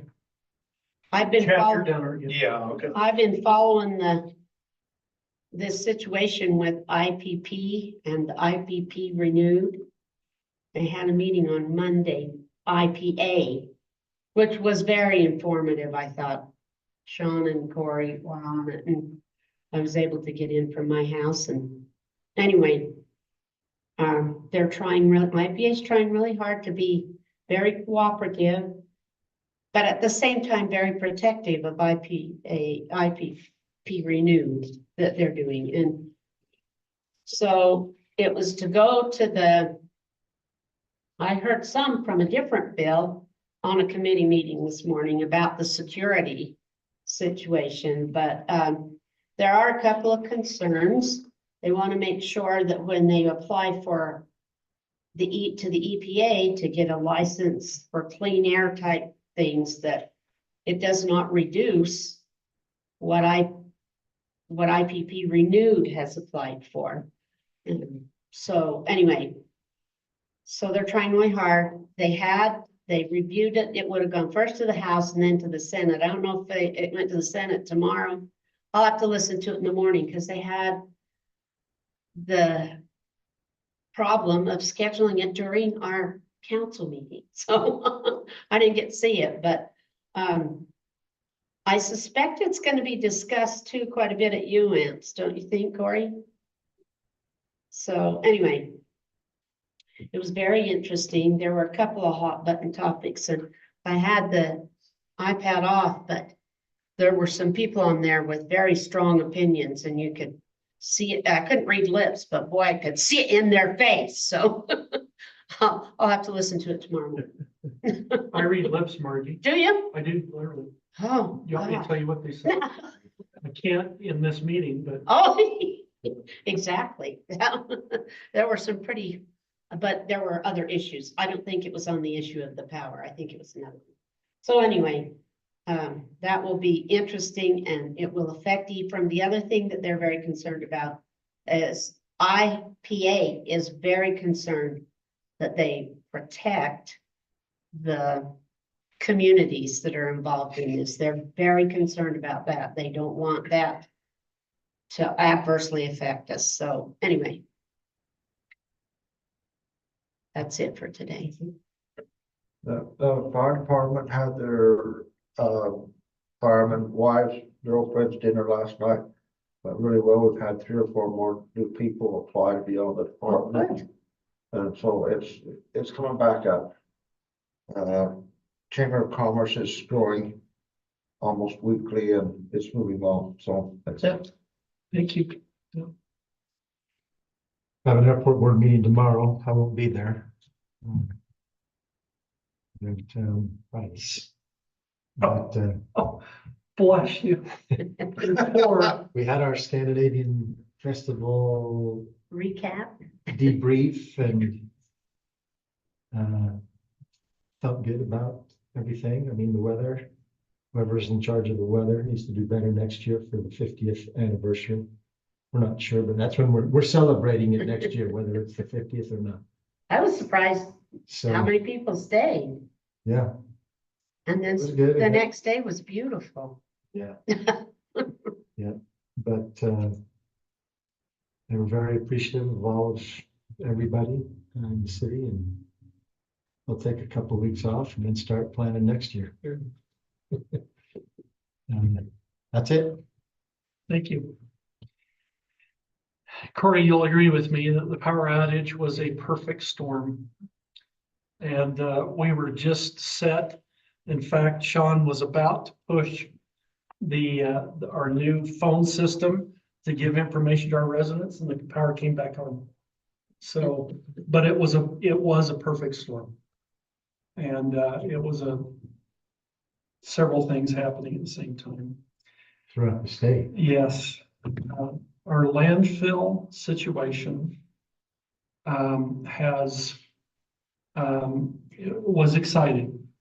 I brought Sean with me because I wanted to have backup. A witness, you know. But the long and short of this is that the mayors were asked, you know, how are you billing? And they all came up with different, none of them, I don't think any of them knew.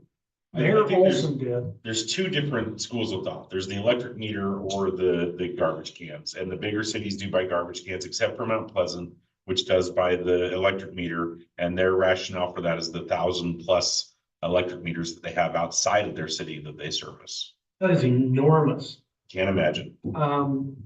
So we accepted the resignation of Gary Bringhurst as the landfill manager. And as mayors, we accepted that. Did he resign over the? No, this was another thing. It's a straw. We are still determining.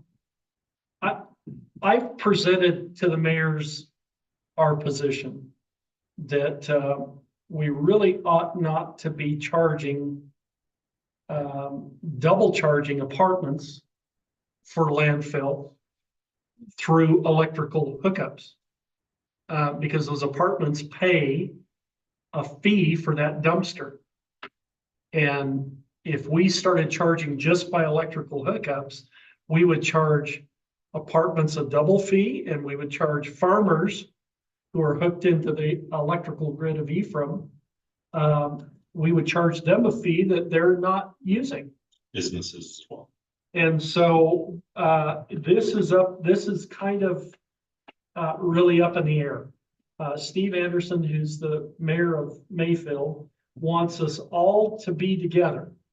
And I said, Good Steve, luck. Steve, that may not, what's good for Mount Pleasant may not be good for us. And so we'll just see where that goes, but I'm gonna defend our position, and we've done this for 40 years. This is how we've charged for our landfill fees. And, we will change. Once Steve gives us the go-ahead, we will change and we'll charge for every garbage can, because that's directly tied to the landfill. Yeah, I think that makes. And so, we'll see how that goes. Our next meeting won't be till September. But, we're looking for a new operator, not operator, but a new supervisor. And I understand that somebody has accepted that, position. Is it who we thought? Yes. Well, if they start charging for all these power meters, a lot of these farmers are gonna say, okay, I want the can, and then you got a can clear out in the field someplace that they're gonna have to go pick it. Or I mean, farmers are gonna say, all right, if you're gonna charge me, I want a can out there by the power meter. Yeah, You're not wrong, Council. yes. Yeah, I think. I think the way we're doing it's right. I think it's equitable, and I Yeah. think it's the right thing to do. However, I must tell you that not everybody is in agreement with that. So we'll just, well, yeah. So we'll see what transpires here. Other than that, I don't think I have anything else. Your report? I'm gonna go quick. I've got a thing I gotta make up for 2 meetings. So, airport projects are done. We've got the seal coat on. We're also just gonna use that grant money to upgrade the fuel center and get it off the copper wiring and upgrade it so that we can accept the tap to pay stuff at the fuel center. On your dais is the John's Finance graph that Candace wanted me to tell you that was there. So that's our monthly bank statement stuff for monthly expenses for you guys. Reminder, no meeting on July 3rd. Happy Independence Day or Treason Day, whichever your loyalties may lie.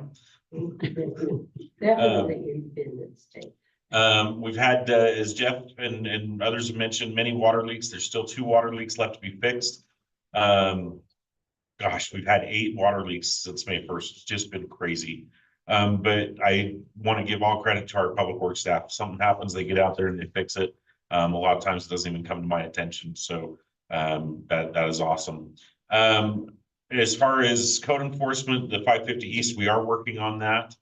We had an inspection with the fire department and police department. Myself were out there. We had a miscommunication, so the health department to get it out there, but we are preparing notice to them to go out and do that. Incidentally, if I could interject Yes, here, please. we were not allowed inside the house. No, we We were not. refused admittance inside the house. Okay.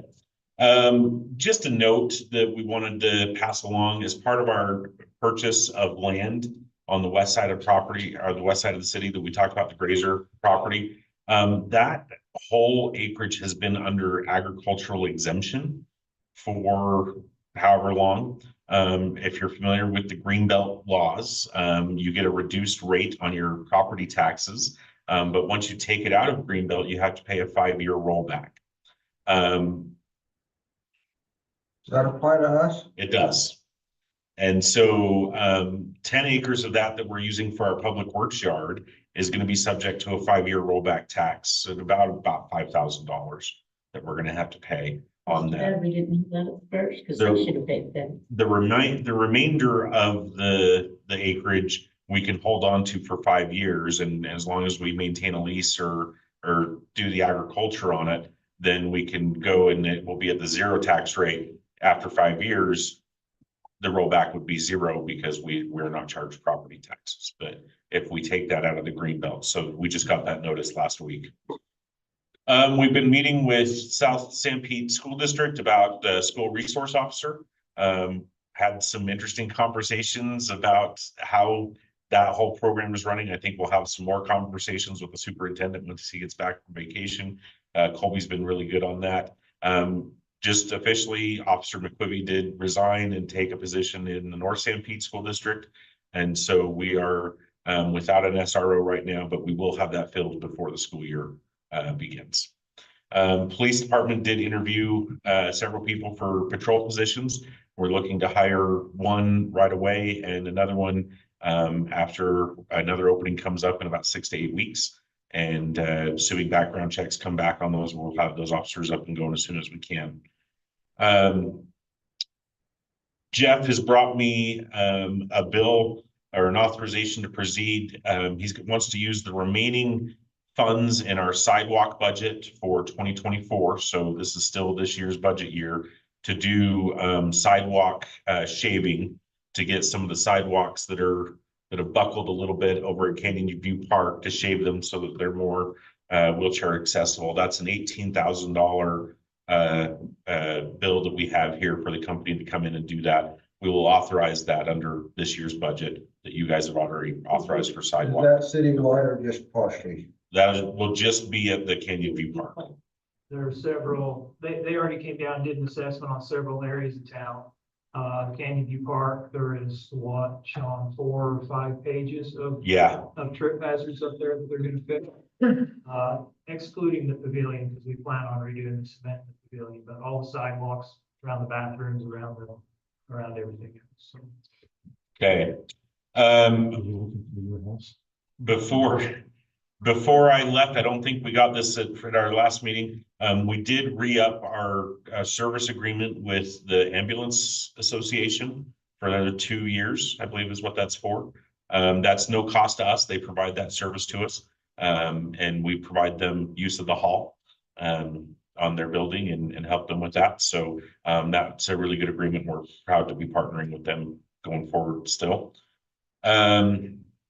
Remember a couple months ago, I brought you that demonstration for Alpha or Placer AI, and it was an $18,000 bill.